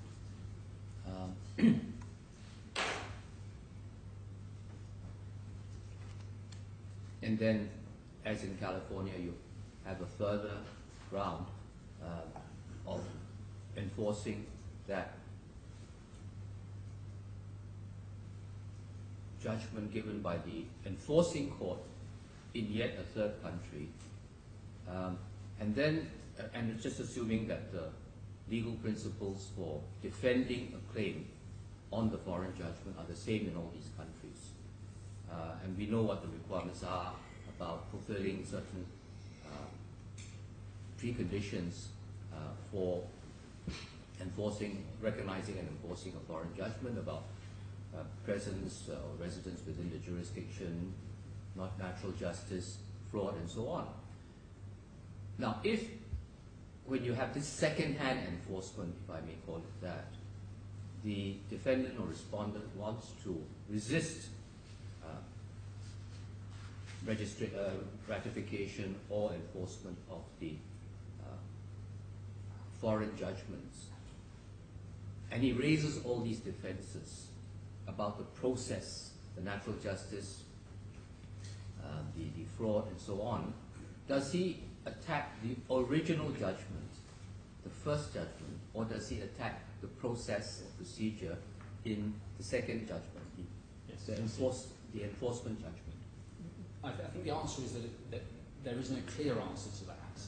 In the authorities that I've submitted, I was about to take your eyes to that. There's an article by Professor Hay, who's an American professor of international law, and his view is that when it comes to public policy, in particular, so if you're dealing with issues of fraud, for example, the fraud which affects, or the public policy issues which affect the original judgment would follow through into the subsequent judgments. So the argument, at least from his perspective, is that you would have available to you, at the least, public policy style defences, fraud style defences to enforcement at the second stage, at the second judgment stage. The other sorts of points you might going back to the original judgment. Going back to the original judgment. Underlying judgment. Yeah, precisely.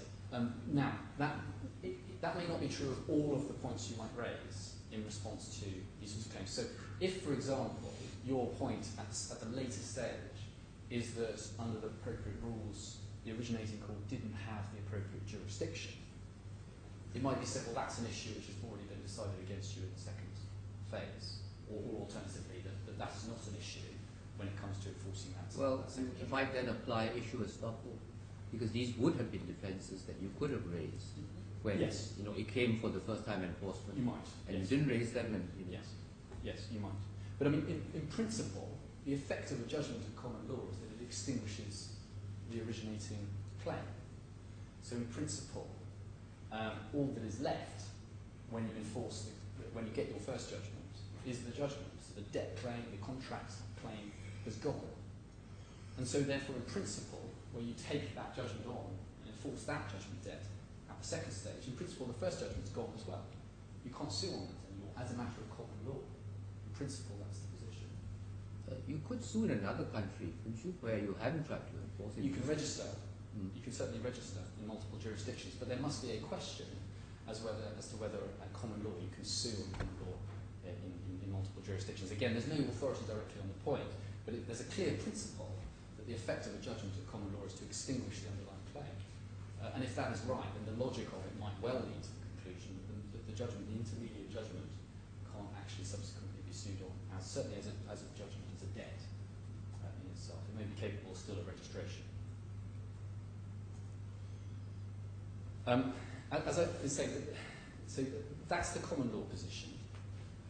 Judgments on judgments can be sued on. There's nothing in particular problematic about it, and that in various jurisdictions the legislation has been amended to exclude them, to avoid what's been described as judgment laundering, whatever your views of that. I'll come on to that in a bit. But in civil law systems, or some civil law systems, certainly in the continent, the position is often different, and even in, as we said, common law jurisdictions, often what's being sought is registration. And there you're taking, as I say, the foreign judgment, committing execution against the foreign judgment in this jurisdiction. So you're enforcing still the foreign judgment. You don't have an independent local judgment. And this is the point that has been made by Professor Hay in the article that I was describing, which comes at the end of my second bundle. It's a very short passage, but it might be worth just looking at. At the end of my second bundle, tab 38.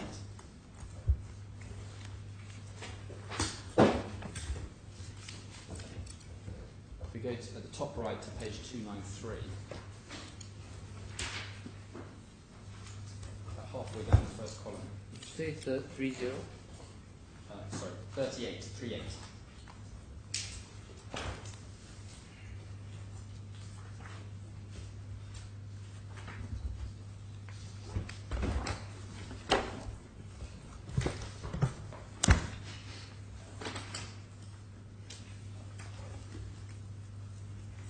About halfway down the second column, do you have as to the second case? Did follow which page? 293. The paginations at the top right. As to the second case, prior recognition of an American judgment with a punitive damage award in England, Hegel's famous stated statement, executor assuming executor no vote, speaks from the continental perspective. An executor authorises by means of an order the enforcement of the foreign judgment. Does not transform the foreign judgment into a domestic one or substitute a domestic one for it. When enforcement of the executor is sought in another EC state, it is therefore not a case of judgment recognition. A new executor must be sought for the original foreign defendant. In the common law, a foreign judgment originally was not enforced by executor, represented a claim upon which, assuming no defensive claim to the original court's jurisdiction, case and so forth, a domestic judgment was issued. English practice has been modified. It provides by statute for the registration of Commonwealth judgments, and those of designated foreign nations, a registered judgment can be enforced like an English judgment. Registration thus is still not quite the equivalent of continental executor. A judgment not entitled to registration continues to be recognised and enforced according to the common law method. American judgments are not entitled to registration. The recognition of it thus is by suit on the judgment. English recognition of American judgments is not a continental style executor but a judgment, and as such should be entitled to recognition in other EC member states under Brussels law. May recognition be denied because the original judgment underlying the English judgment contained punitive damage as part of its award and not been recognised. And then it goes on to deal with the point that Your Honour was raising about in what circumstances can you raise defences, public policy style defences, to the enforcement of a judgment on a judgment. But he makes the point a money judgment merges the claim. The claim is gone, only the money judgment remains.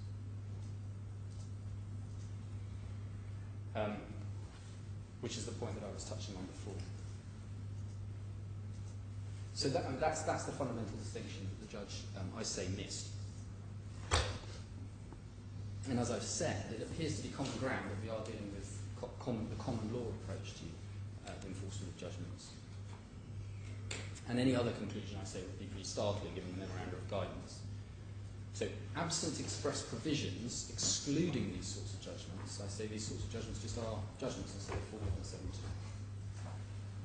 And that was, as I said, as I've shown you, almost the conclusion in Clark and Scanlon, so the Morgan Stanley case. Now, my learned friend relies on the ECJ's decision in Owens Bank and Bracco. I think you're just going to need to look at that decision. It may be, though, that it's better to hear what my learned friend says about that case first and then respond to it, rather than me taking you through the decision itself. But I can do it either way, depending on whether you want to look at it. It's about the question of, as I accept, under the Brussels Convention was decided that it didn't cover the enforcement of judgments on judgments. And what I say about it is that that's a very specific to the Brussels Convention itself. Perhaps we better look at it, in fact. It's the decision of Owens Bank and Bracco. And the first point is, as I've said, it doesn't alter the common law position. We see that from Clark and Fenscandia in the Captain Stanley case. Just to look at what my learned friend says about it first. This is paragraph 24 in the supplementary skeleton argument.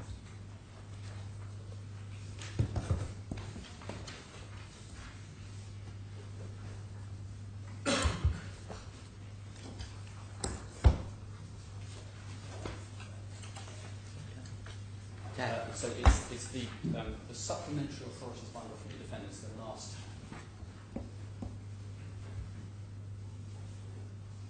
I think we were just in it with Ambank. It's that supplementary skeleton argument.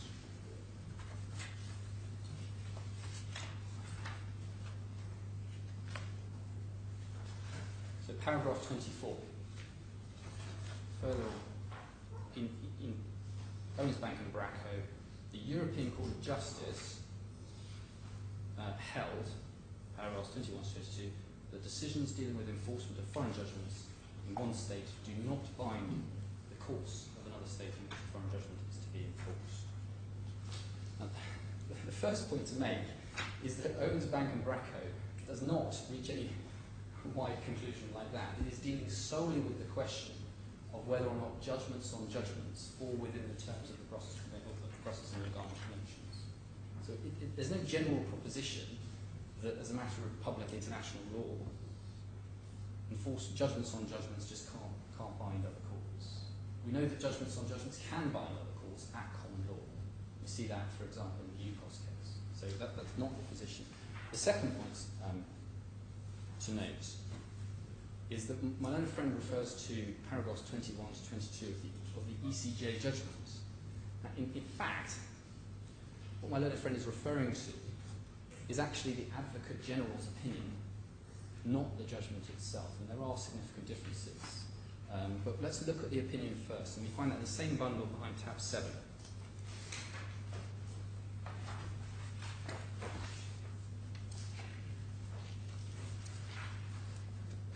And the opinion starts at 516.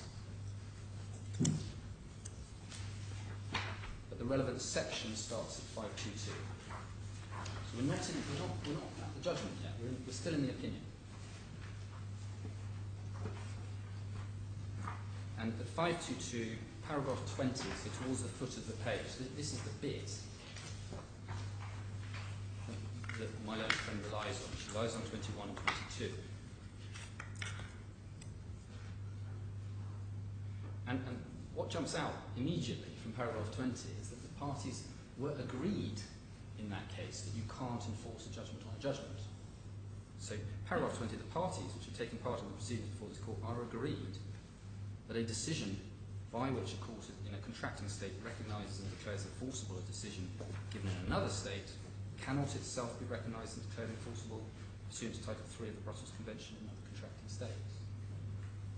So that wasn't an issue in that case. What was an issue was whether in the course of proceedings relating to a judgment on a judgment, issues which were decided could give rise to issue estoppel type points which could be enforced under the Brussels Convention. That was the issue. It was about issue estoppel, in effect. And we know at common law they can, because we've got recent English court decision on that in the UCOS case in particular. There's nothing to stop, nothing to prevent executor type proceedings generating an issue estoppel. But none of it falls under the Brussels Convention. And the second point that arises, if one looks down the reasoning, which runs from 21 down to 23, is that the source material for these opinions is almost universally continental. There are one or two English language sources which are referred to. And that's not, I think, surprising, because in this case the court was dealing with whether or not enforceable decisions emerged from an Italian executor style process. So I won't take your through it in detail, but at 21 and 22 it's right that the court, the Advocate General, deals with the question of whether or not executor-style judgments can lead to enforceable judgments under the Convention. So in other words, do those sorts of proceedings fall within the terms of the Convention? And the answer was they don't. And it's fair to say at 524, the Advocate General gives us support for that, and it is extensive. But there's no dispute about that. Because those are executor-style proceedings. Executor, so executor, no vote. I don't dispute that. An executor renders a foreign judgment enforceable. It's not itself an independent money judgment. It's not surprising that all of the authorities said you can't do that, you can't take that executor onwards. Nothing there to enforce. Now, the opinion does go on at paragraph 23, so it's not 21 and 22 that this court should be concerned with, but 23, the Advocate General does go on to consider the position of the judgment, a judgment which is enforced by separate action. So he does go on to look at something like the position in relation to common law style judgment. And he does acknowledge in that instance that there is more scope for debate. And at 23 he says, in my view, this view, that's the view that you can't take a judgment on judgment onwards, also applies where the judgment of the non-contracting state is not declared enforceable as such in the contracting state, but is made the basis of civil proceedings. And it's, I think, quite telling that the only common law, English language authority which there is in there, and I don't, I'm afraid I have a copy for you because this was all served on Sunday, is against that proposition. So he says, for a different view, you see O'Malley and Leighton, European civil practice. You can skip the next passage down to H. But he does conclude, he's right, that these sorts of common law actions wouldn't fall within the Convention. He says, if it were permissible, this is at 524H, if it were permissible for such a decision to be declared enforceable in another contracting state on the basis of the provisions of Title 3 of Brussels Convention, this would not only provide the judgment creditor with the opportunity to ascribe to alpha circumventing the rules applying to recognition, but would also, as will be shown hereafter, throw into disarray the jurisdictional system laid down in the Convention. So there were really 2 points that the Advocate General was worried about, saying that these sorts of decisions fell within the terms of the Convention. Firstly, the rules might be different in the enforcing country, so you might be able to get around some of the rules. And secondly, that the jurisdictional system in the Convention would make no sense if the Convention applied to judgments on judgments. And it was really that second point which held most sway with the Advocate General. We see that at paragraph 34 if we go on. 34? 34, yes, at page 529.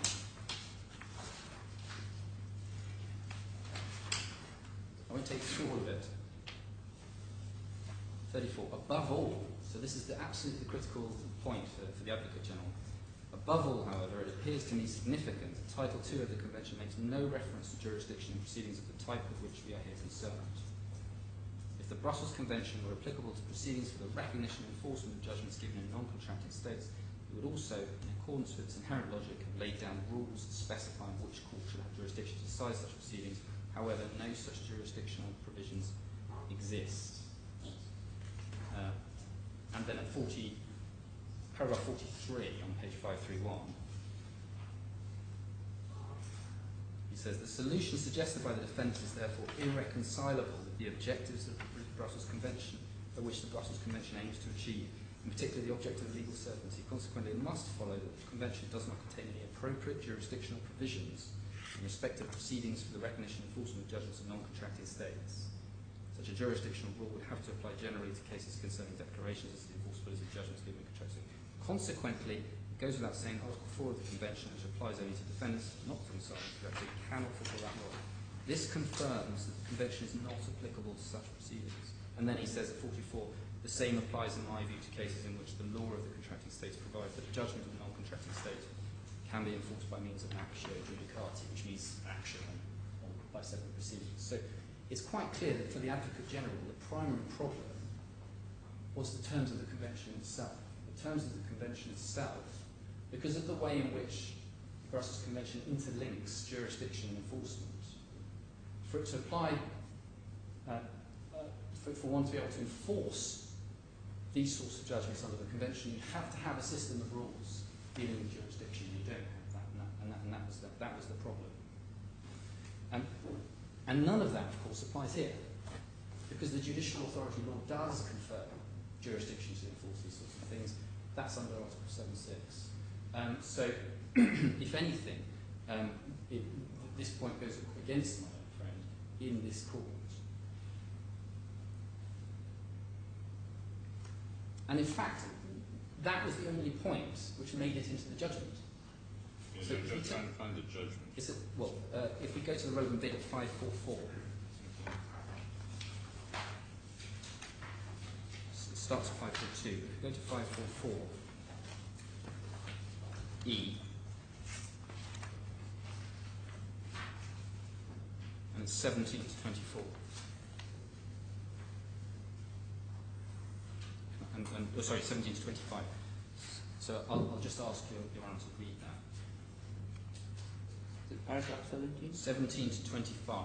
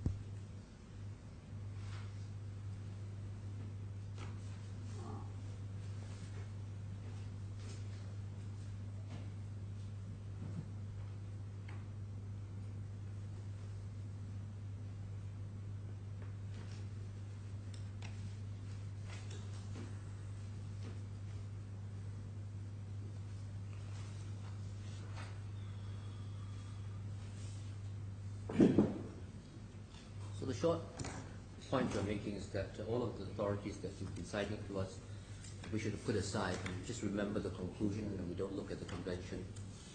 We go back to common law principles. Correct. In the context of the local legislation. Correct, because this decision is on the convention, and it's specifically a decision that because the convention doesn't deal with jurisdiction for these sorts of claims, therefore it doesn't deal with enforcement for these sorts of claims. And that's why there's a difference in approach between the ECJ, on the one hand, or one of the reasons why, and on the other hand, the Clark and Fenner-Scandia, Morgan Stanley approach, which is that absent anything else, a judgment on a judgment is a judgment. I say it's part of the reason because I would also say that another part of the reason is that this is clearly a highly Eurocentric decision. As I said, the dissenting voices were referred to as one article amongst three that were cited, and the logic was never dealt with. The logic of actually what is the judgment that you get out of the end of it was never really dealt with. But ultimately, the reasons for reaching that conclusion of the convention just don't apply to this sort of case. And so, ultimately, where we're left with is that my own friend relies, at least in the original skeleton argument, on another Latin doctrine, ubi lex voluit dixit, ubi noluit tasuit, which in other words means if the law says something, it means it. If it leaves something out, it means to leave something out. If it deals with something in the general, then it doesn't. Then it deals with everything that falls within that category. If it wants to exclude the specific, it does so expressly, and that's the Clark and Fenn-Scandic point.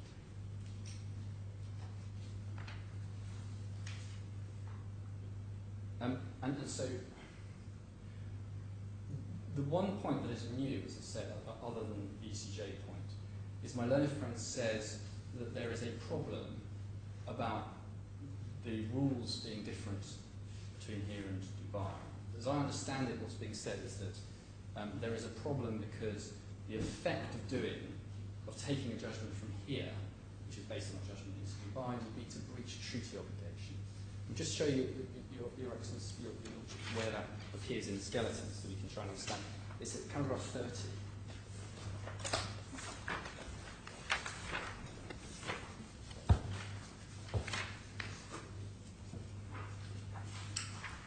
To 32.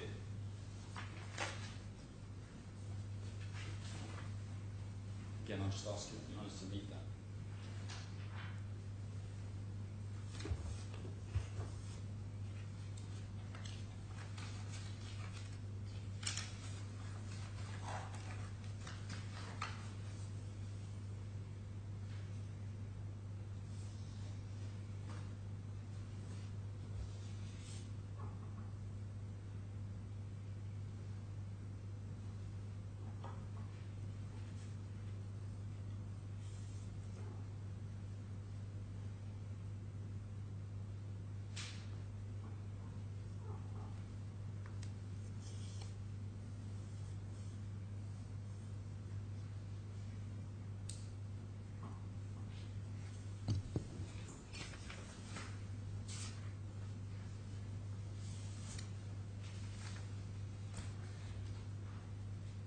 So where does it talk about breach of treaty obligations?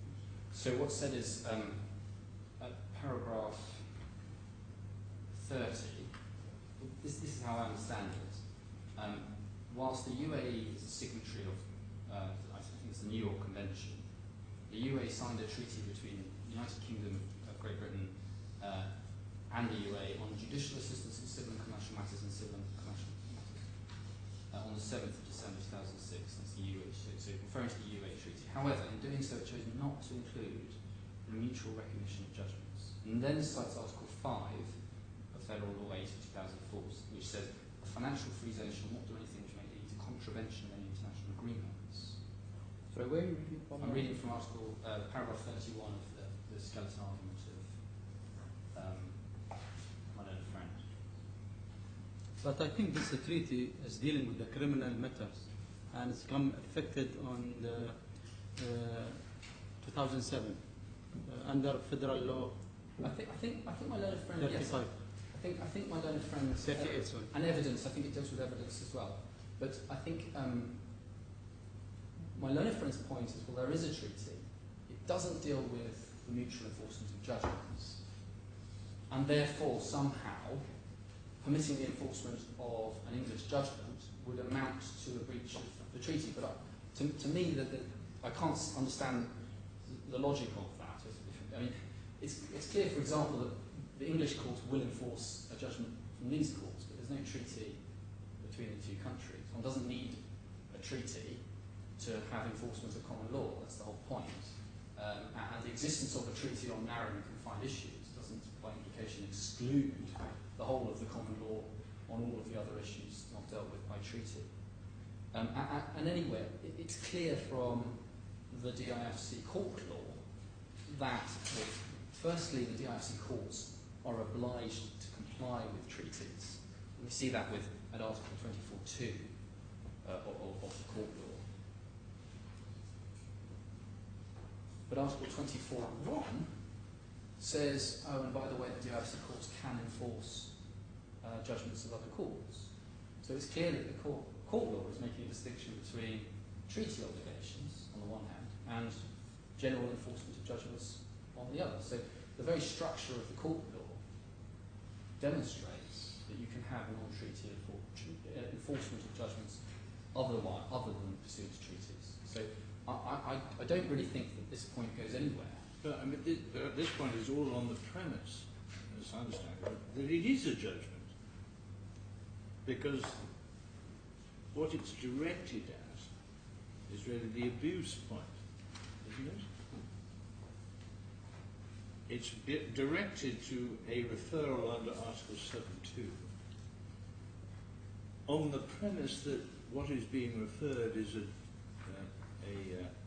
DIFC judgment, that judgment should not be referred because to do so would constitute some breach of the treaty. It's got nothing to do with the substantive issue as to whether what the thing that's being referred is a judgment within the meaning of Article 7.2. Yes, the way I'd understood it is to say, well, this must inform your interpretation of Article 7.2. Because if the consequence is a breach of treaty obligation, then that would be a reason not to interpret 7.2 in the way that I interpret it. Right. So that's, I think, doing the best that I can for my legal judgment. But, okay, thank you for that. But I don't think it gets off the ground. So that's not a reason to somehow confine the word judgment to exclude these sorts of judgments. So is there any other reason to read Article 7.2 in such a narrow way to exclude something so specific? And I would say emphatically no, for a number of reasons. First of all, we know from all the arbitration decisions that the legislators have not set their face against this sort of procedure. Perfectly permissible to do this with an arbitration award. There's no reason in principle why there should be a lot of different answer for judgments. All we're really trying to do is enforce an obligation. As I've said, the point only arises if the obligation does exist. And in those arbitration decisions, the courts haven't said, oh well, this is all very distasteful, but we're driven to it by the legislation. The courts have said in every case, we don't have a choice, we have to enforce arbitration awards, and yes, they can be, and they have to be enforced in Dubai. But actually, that all makes perfect sense, because we're dealing with a modern commercial world where, frankly, parties shouldn't be afforded safe haven when they don't want to pay their judgment debts. So there's no trace of any distaste in all of those arbitration judgments for this sort of process. You can use words like conduit, judgment laundering, but they all come laden with pejorative commentary. In fact, all we're trying to do is get our money. We lent some money, got a judgment on it. The judgment was pursuant to a jurisdiction clause. There's no obvious defence of the claim. We need our money back. We know from English case law as well that there's nothing wrong in principle with getting a judgment for the purpose of subsequent reciprocal enforcement. And there are two cases which is worth just looking at very briefly. So you just repeat that. Nothing in principle? Nothing in principle in England, in starting proceedings in England with the aim, with the intention, in fact, with the principal purpose of taking that judgment on to another country. Oh, right. And there are two cases, one old, one new, which make that clear. One is a decision of Lord Denning, when he was Master of the Rolls in Ionian Bank, but one is a rather more recent decision of Mr. Justice Bertie. I think, if I can take your honours to the Denning decision, that's at tab 13, the first authorities bundle.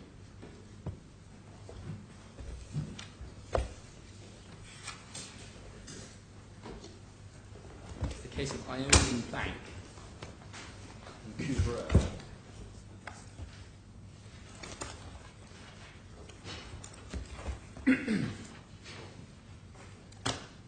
Just to give, again, just a little bit of context, to summarise what was going on in this case and take the court to the relevant passage.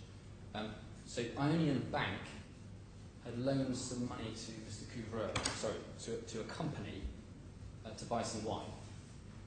And Mr. Couvreur, who owned the company, had guaranteed half the loan. And the wine was hypothecated to the bank as form security. And then a dispute arose because the money didn't get paid back. And so what happened was the bank started proceedings in France on the basis of their security. So they got, in effect, a stop order in relation to the Hwang. And as a result of that, they had to start substantive proceedings in France. And so they did so. So it's a bit like getting a freezing order and then being obliged to carry on with the proceedings, to make the substantial proceedings in France. So they did that in France. But then what the bank did was they came to England and sought a judgment in England.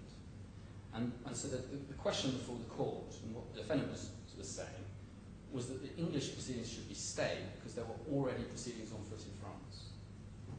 And the court at this stage of the development of the jurisdiction was dealing with the question whether the English proceedings were vexatious, was there a legitimate purpose for the English proceedings.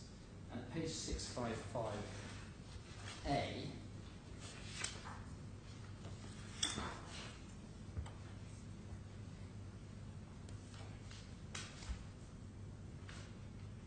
said this, citing a previous decision. It's not vexatious to bring an action in each country where there are substantial reasons of benefit to the plaintiff. He has the right to bring an action, and if there are substantial reasons to induce him to bring the two actions, why should we deprive him on that right? I don't read him saying anything different. In this case, the bank says that it has substantial reasons for bringing an action in this country. It enables it to get a judgment quickly, and under the arrangements for the reciprocal enforcement of judgments, an English judgment can be enforced quickly in France. Whereas if the English proceedings are stayed, it will be quite a long time before the French proceedings can be brought to finality. And there was another reason as well. So, but what the Court of Appeal is saying here is that the claimants were perfectly legitimate in taking proceedings in England, purely because they could get judgment faster in England and then enforce in France. Of course, this is 25 years before Eyadah. Yes, absolutely. So the tests are different. But what it shows, I think, and the substantive tests are different, but what it shows, I think, is that at least at that stage, and there aren't many authorities dealing with this question, at that stage, there was no suggestion that this was something somehow distasteful. And then there is a more recent case, and that is the Downs case, which you find in tab 24. Which is in the second handle.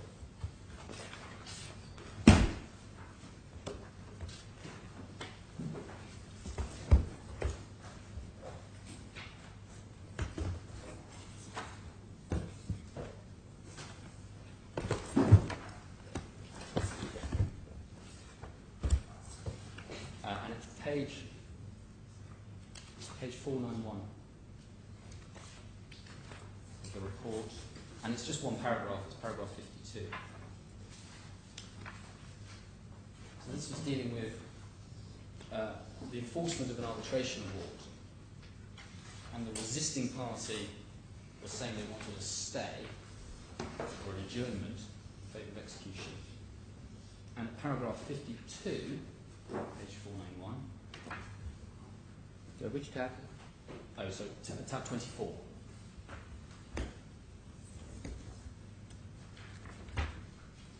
Dealing with one of your lordship's original judgments. So it's page 491, paragraph 52.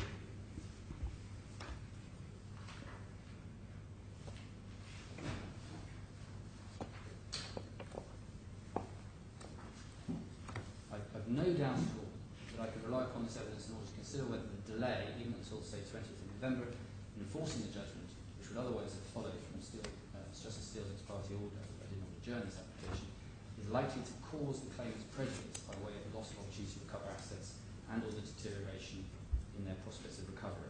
This is not a speculative argument, such as, for example, Mr. White postulated by reference to a loss of opportunity which could always be argued once a party has obtained an English judgment, taking steps to enforce it anywhere in the world, or one which is specifically founded upon, one, a highly likely possibility of the existence of assets in European countries subject to the judgment regulation, and two, the ease of enforcement of an English judgment within those countries as a result of the judgment's regulation. So there, in saying there was prejudice in delay, Mr. Justice Burton took into account the fact that if claimants got their judgment straight away, they could take that judgment on and use it elsewhere, all over the world. So again, there's no suggestion there's anything wrong with this process. And I would suggest that we have the views of the Commonwealth that there's nothing wrong with this process. And the only dissenting voice is the Advocate General of the ECJ. I've been through that, and it's not really principle, it's about jurisdiction. But ultimately, it's not for this court to legislate. If there is something wrong with taking these sorts of judgments through Article 7.2, then there's a very straightforward amendment which can be made to that legislation to exclude the possibility. It's not for this court to take a view on whether or not that legislation, what has been decided by the ruler in that legislation, is somehow offensive or contrary to public policy. It is public policy, and that's the point that was made in the X and Y cases.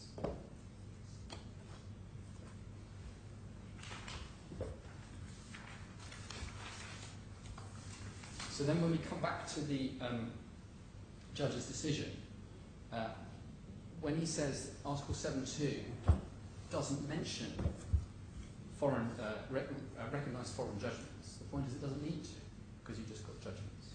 It falls within that. Now, his second point, though, was that Article 7.2 does refer to recognised or ratified arbitral awards. So what he said there was that reference to ratified arbitral awards being enforceable, so it expressly provides in 7.2 that if you have this court ratifies an arbitration award, that arbitration award can be enforced in Dubai.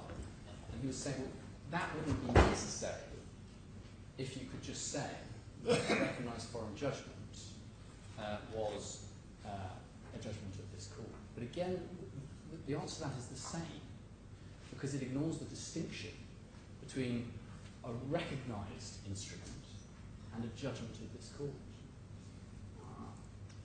Recognised foreign awards are not judgments of this court, and I touched on this, but I'll show you just one provision of the RDC which explains it.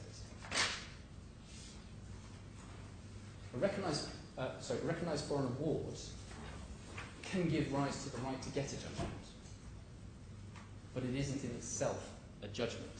And we see the effects of recognition of an arbitration award in the rules of the court at 4375.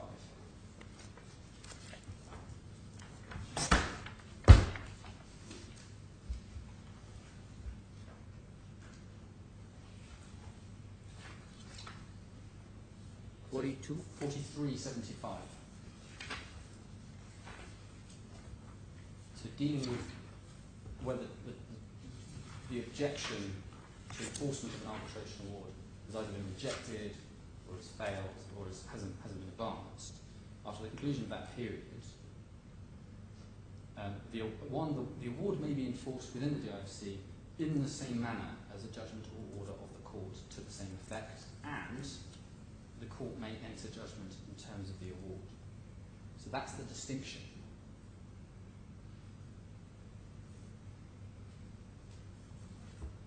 So recognition by itself doesn't give rise to a judgment. You have to have the next step. And so the difference between judgments and awards, and the reason why recognised awards need to be in Article 7.2, is because you don't need a DIFC court judgment to execute against an award in Dubai. You do need a DIFC court judgment to execute against a foreign judgment, at least under common law. That's the way it works. So if I want to take my award to Dubai through the DIFC, I can just get it recognised. I don't need to go the further step of asking for a judgment in terms of the award. I might choose not to do that, and in fact there is authority in one of the Honeywell and Maidan cases back in London, that the question of whether or not the court goes on to give judgment in terms of the award is discretionary. It's not driven to that. It's required unless a defence under the Convention is available to enforce, but the manner of enforcement is not required by the New York Convention. So it can simply say, permit you to enforce this award. And then there's a discretionary question as to whether it goes on to enter judgment in terms of the award. And this can have practical importance because in the X and Y case, which was the case where the Deputy Chief Justice dealt with jurisdiction in the first instance, and then Justice Coleman has now dealt with the substance of the arbitration enforcement award. In that case, for example, Justice Coleman has given judgment recognising and enforcing the award, but as yet there is no order in the terms of the award. And so the point there is that the claimants don't need to go through what defendants can make a slow process of obtaining that judgment in terms of the award. They can just go straight to the Dubai courts with their judgment. So, as I say, the recognition of foreign awards doesn't always produce money judgment. That's why 7.2 needs to refer to them. But recognition of foreign judgments always does produce money judgment, and that's why you don't refer to them in 7.2. So the solution to both of the judges' points is exactly the same, and it rests on this distinction, understanding the juridical basis for a common law enforcement of a foreign judgment. So that's really my submissions, but just to summarise it, I said a claim on a judgment produces an independent judgment of this court. It's almost conceded, really, by the defendant's position on other points. I say that is on plain language, and the language of 7.2, a judgment rendered by the DIFC courts. And if the legislator wants to exclude these sorts of judgments, it can do so in similar terms to Section 1.2a of the 1933 Act. But there's no reason to exclude them anyway. There's nothing wrong with this sort of thing. There's plenty of reasons not to permit this sort of action. And not least, this point only arises if there's a perfectly valid judgment which just isn't paid. We're dealing with, at this stage, and I accept that it hasn't been established in this case, but when this point arises, you're dealing with a delinquent debtor who's simply saying, you can't get me, you can't get to my assets. And so the question is, why would the court jump through hoops to try to interpret this provision in a way which assists the defendant who's taking that position? Unless the court has any other questions for me.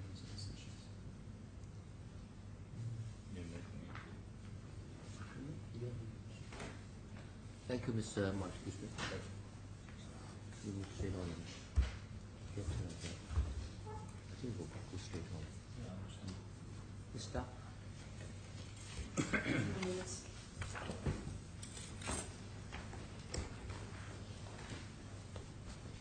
My learned friend ended his submissions with saying his client simply wants his money.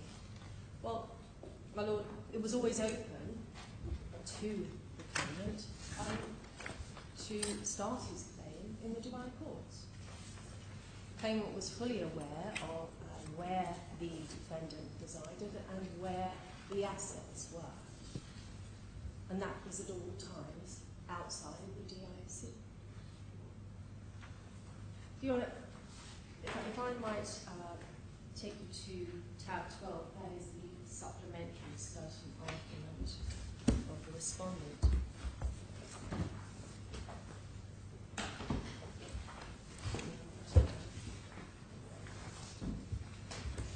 And I put my case in simple terms, because what my learned friend says is that England and Wales have, by statute, stopped laundering of judgment and enforcement. And that's by Section 2A. Well, my lords, what the defendant says is that on a correct reading of the relevant legislation in the DIFC, which is of course the first place to start before we can even get down through the fallback positions in Article 8 to common law in England and Wales. So in my first submission deals with the current legislation in the DIFC, and that leads to, in fact, it's a comment from a case my learned friend relies on in Brackham, not the European ECJ case. But in that, it was said that the whole field is effectively governed by statute. And if the law is now in need of reform, it is for legislation to effect that.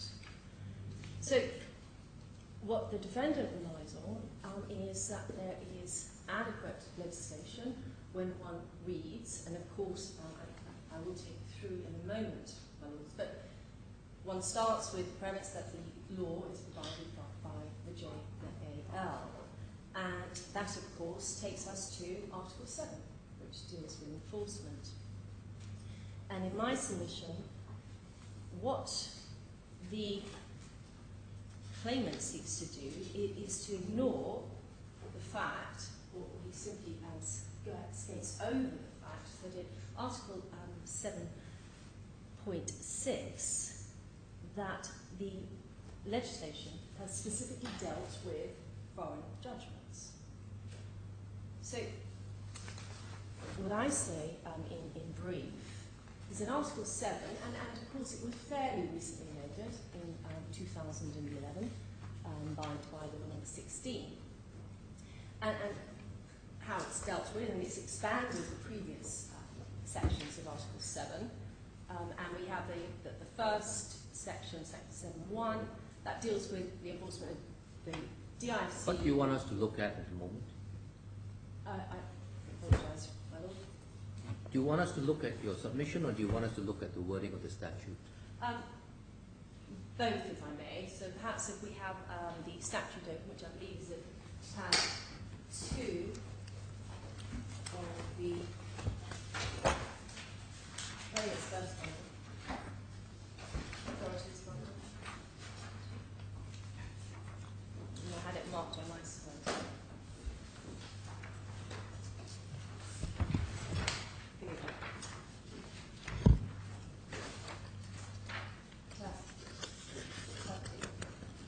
So if we can turn to the relevant article, which is Article 7, of course, and at 1, and this I'm dealing with in my first argument at paragraph 13. But I'll simply precede what the relevant sections of Article 7 Sorry, do. I still haven't found the section that you want. In tab Article 2. 7, tab 2, the appellant's authorities. Oh, Volume appellant's 1. authorities.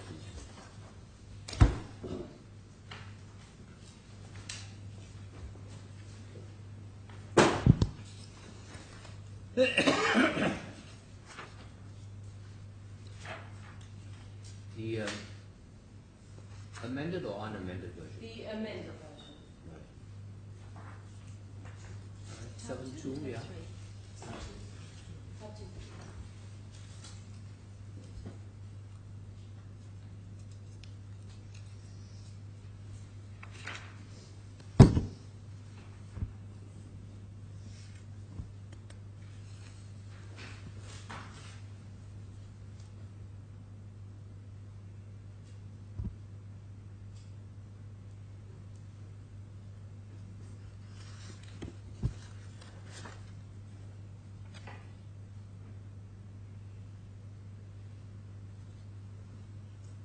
I'm looking at 7.2, yeah. I'm grateful. What is your submission on that? Thank you. Sorry, my lord, I was waiting.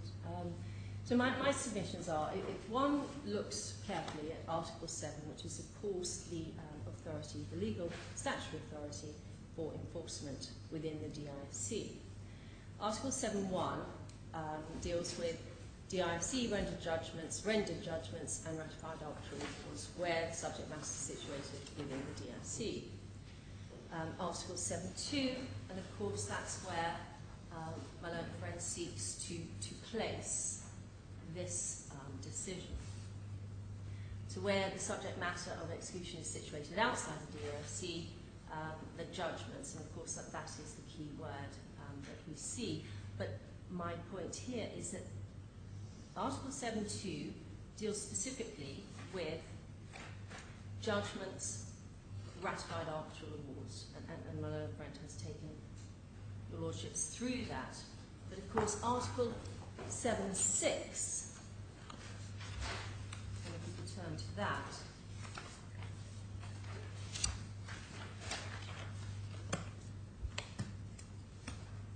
deals with, again, so that same word, the judgments, decisions, orders and ratified arbitral awards rendered outside the DIFC.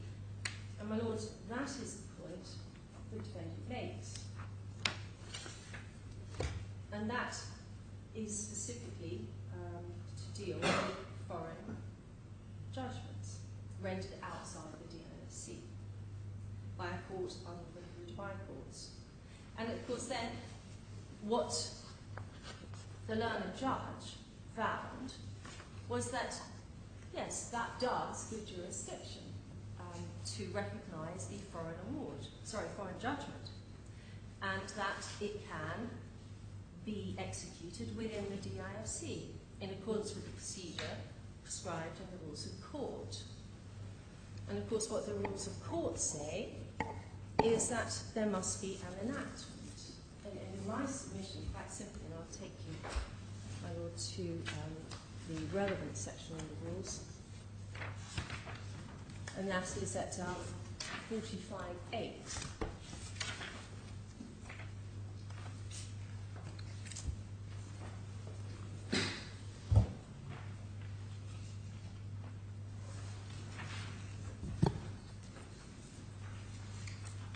And 45.8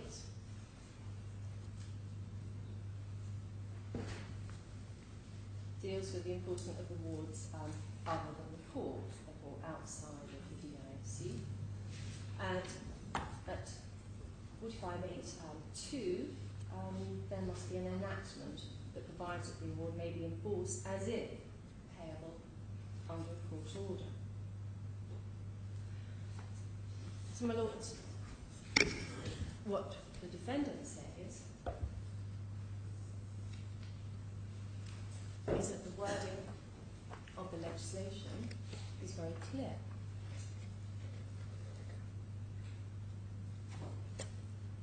The legislators have chosen to deal separately with judgments rendered outside the DIFC compared to those rendered within the DIFC. And it's those that are rendered within the DIFC, together with recognised arbitral awards, which are specifically stated within the law, that can then be taken on, and one goes then through the other sections of Article 7,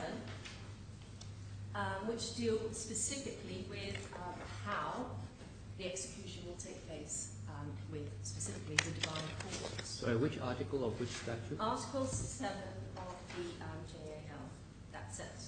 But Article 7 has many subsections. Which one are you asking? Article 7, it will deal then with Articles 3. You mean sub-Article 3? Sorry, Article 7.3 Yeah.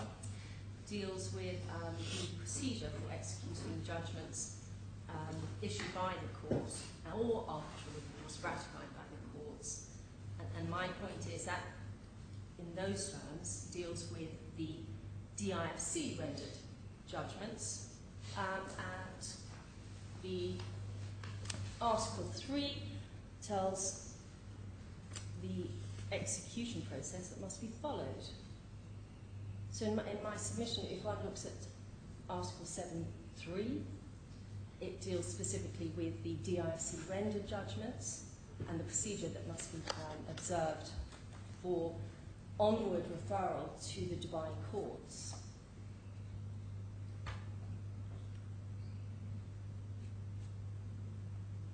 And 4 and 5 certainly just clarify the situation as to referring DIFC rendered judgments and arbitral awards through the Dubai courts. There's no mention of outside rendered judgments, which are dealt with only in Article 7.6. And my lord, the defendant says there's a reason for that. And that is because the legislators have chosen to deal separately with awards, judgments, awards recognised by the DIFC courts, and also judgments of the DIFC courts, which can be referred to the Dubai courts within the procedure that allow in Article 7. But one then gets down specifically to Article 7.6, and it's only there that the legislator has dealt with judgments, decisions, orders, and ratified arbitral awards.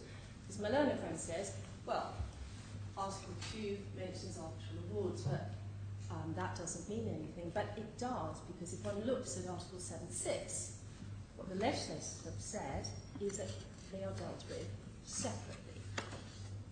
They're rendered outside of the DIFC. And those that are not recognised for onward referral. So in my submission, what Article 7.6 says is that foreign judgments rendered outside the DFC shall be executed in accordance with procedures prescribed in the rules of court. And in my submission, there's no further, if one looks again at the rules of court, RDC 45.8.2, if there's an enactment, and in my submission, there simply isn't. So can I just make sure I understand the submission? You're saying that when you read Article 7 as a whole, My Lord, yes. then the reference to judgments rendered by this court in sub-Article 2 must exclude either, must preclude, I think you're saying, this court from making and issuing their own judgment based upon a foreign judgment. Because the only process whereby a claim based upon a foreign judgment can be advanced is under 6. My Lord, yes. Yeah. So what this, albeit rather limited language, you say that the amendments and provisions in regard to the Foreign Judgments Reciprocal Enforcement Act of 1933 have in effect been achieved in this article, Yes. albeit there is no reference to the sort of terms that we've been looking at. And is that the point? That is the point, Yeah. my Lord, Okay. and Yeah. frankly better put than mine. Yeah. But that is certainly the, perhaps one might say, simplistic point, but the legislators have chosen, and what my learned friend says about the reciprocal statutory exclusion of judgments from judgments has been achieved, in my submission, by the legislators within Article 7. I'm sorry, I'm not sure that I understand your argument fully. Just taking 7.6 by itself,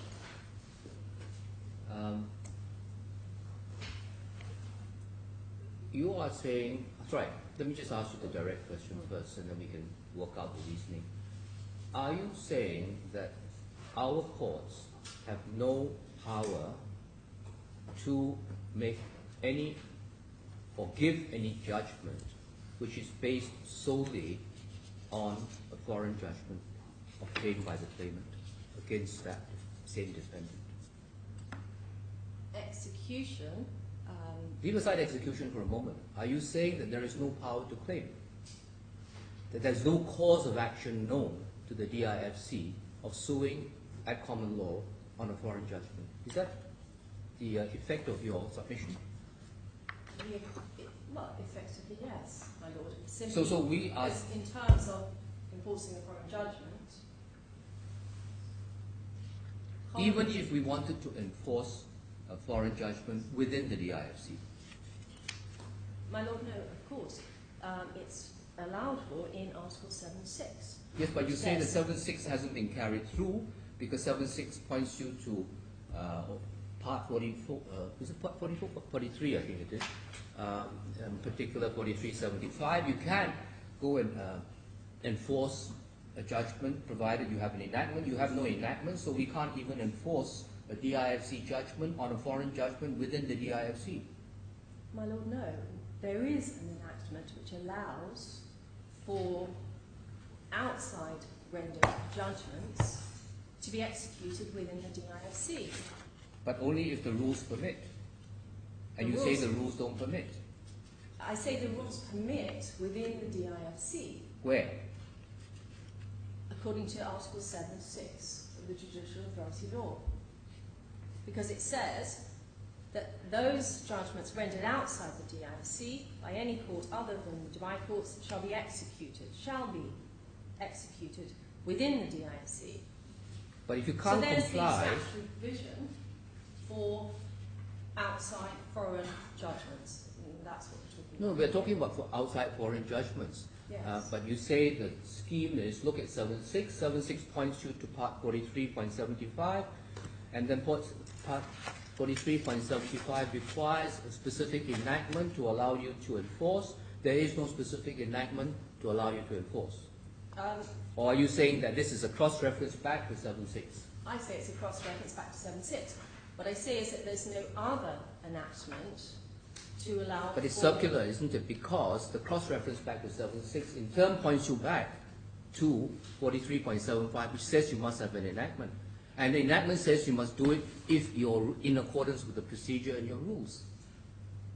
My lord, the enactment, and perhaps I'm not making myself clear in my submission, there is an enactment, but it is limited to execution within the DIFC. All right, so we are agreed that people can file a claim form within the DIFC claiming judgment on the basis of a foreign judgment. And thereafter, when you get that judgment, then becomes a question of execution. And execution within the DIFC is then governed by 43.75, and you say that the requirements of 43.75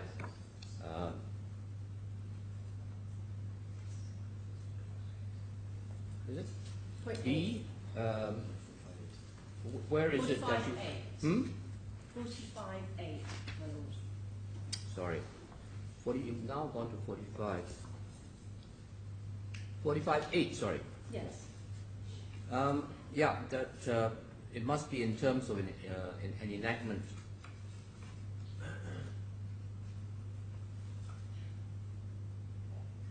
My lord, the enactment is there in Article 7(6), but it is limited in my submission to execution within the DIFC. Well, I think so far we're on common ground, all right? So far, you say everything can be done within, but Yes. it's common sense, isn't it? No more than that, because we don't have power to execute outside. We don't have a bailiff outside. The difficulty with this proposition is I thought you just told me it was your case that the effect of sub-article 6 was to preclude this court granting judgment on the basis of a foreign judgment. My But lord, I now understand you to say the court is not preclude in the same way as the 1933 Act. yeah. What I understand you're now saying is it doesn't preclude the court from giving judgment on the foreign judgment. The only impact of 6 is to restrict execution in respect of that judgment to the DIFC. And as the Chief Justice points out, that follows as night follows day because we can't enforce it anywhere else.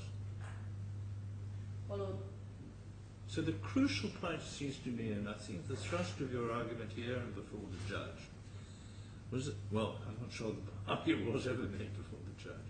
The argument that you're putting forward today in your skeleton and to which submissions have been made, is that the read as a whole, when you look at the word judgment in sub-article 2, that excludes a judgment based upon a foreign judgment. I think that has to be your argument. my doesn't lord, it? yes. Yeah. So if it excludes a judgment based upon judgment, because the only relevant judgment that could emerge is under 6, But sixth, there's a difficulty because the word judgment there is used in precisely the same sense. It's a judgment of this court, and you say that the judgment of this court can be based upon a foreign judgment, but there are restrictions on enforcement. So I'm having a problem. My Lord, what the underlying claim is for, and it was certainly no secret in court, and the judge refers to it in terms in his judgment, was that this was a claim to use the DIFC courts as a conduit jurisdiction. Yes, but that's an enforcement point. That's an execution point. See, your challenge is to the jurisdiction of the court to even hear his application.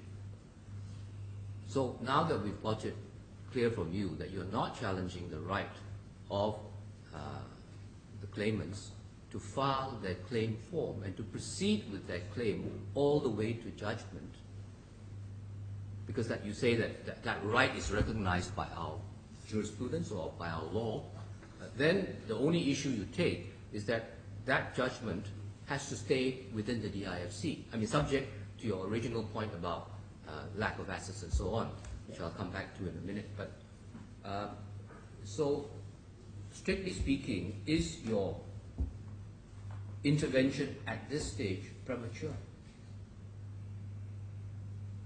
Why do you deny them the right to obtain a judgment in the DIFC and to execute upon it within the DIFC in the first place?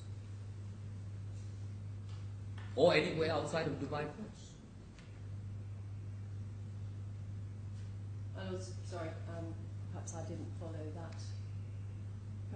As I indicated when I had this dialogue with Mr. Montague-Smith, as I understood the judge, as I understood your arguments,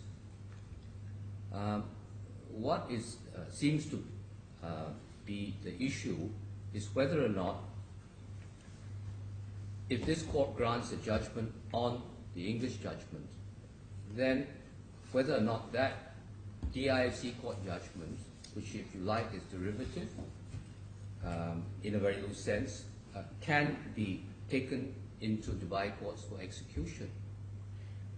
Right? So that is an execution issue and not a liability issue. Are you challenging the proposition that your clients are entitled to say that claimants don't have a legal claim against your clients within the DIFC, as opposed to what they can do with the judgment? My Lord, what I'm seeking to do is to uphold the learned judge's decision of the lower court, which was that whilst there can be recognition within the DIFC, that it cannot amount to a judgment as regarding Article 7.2, which then allows the claimant to utilise, and that's certainly what the claimant seeks to do. Yes, but that's an objection to either Dubai courts itself enforcing, which Dubai courts will take the decision on, or in the execution judge here signing off on the documentation that enables our judgment to travel across the Dubai courts. So there are two stages. You can object at either of those stages. Why are you objecting right now? But what the claimant seeks to do in their appeal is to say that the judge was wrong in his interpretation of Article 7, Article 7.2 specifically, because they say it can amount to a judgment and they rely on the common law. But that's also premature. I mean, the only reason he's making it is because the judge would appear to have preempted the decision which, in my view, should be taken at a later stage. Either at the time that the execution judge is going to sign off, or at the time that it enters the Dubai courts. And it's only because the judge has given his view or his decision that it is now raised before us. I mean, we'll give guidance on this, but I first must be clear in my mind, are we precluded from even giving a judgment? I mean, you could modify your objection to say, yes, you can allow them to sue on the judgment. We may have defenses to that, because so far, as I indicated before, you have only taken a preliminary jurisdictional point. And you can say, well, we can fight his claim in the usual way based on the common law defenses. And then if we lose, at that point, we will make an objection to this judgment traveling anywhere, traveling to the Dubai courts in particular. I'm not sure that you have a basis for saying that you can prevent that judgment from going, for example, to Singapore or anywhere else in the Commonwealth. Right? Your interest is only to keep this out of the Dubai courts. I mean, acknowledging that that's your client's position, that's a position that seems to me would only come up later. It was always the defendant's position, and it was always the claimant's position that the claimant wished to use the DIC courts as a conduit of jurisdiction. But No, they may have the intention, but the question is, at what point is it correct to stop them in their tracks, unless you want to apply for some kind of a pre-execution injunction, or you ask for a proviso that the judgment of the court be issued in such a way that there is an exclusion for execution within mainland Dubai. I mean, procedurally, you could ask for that, but it's before us, so we will deal with it.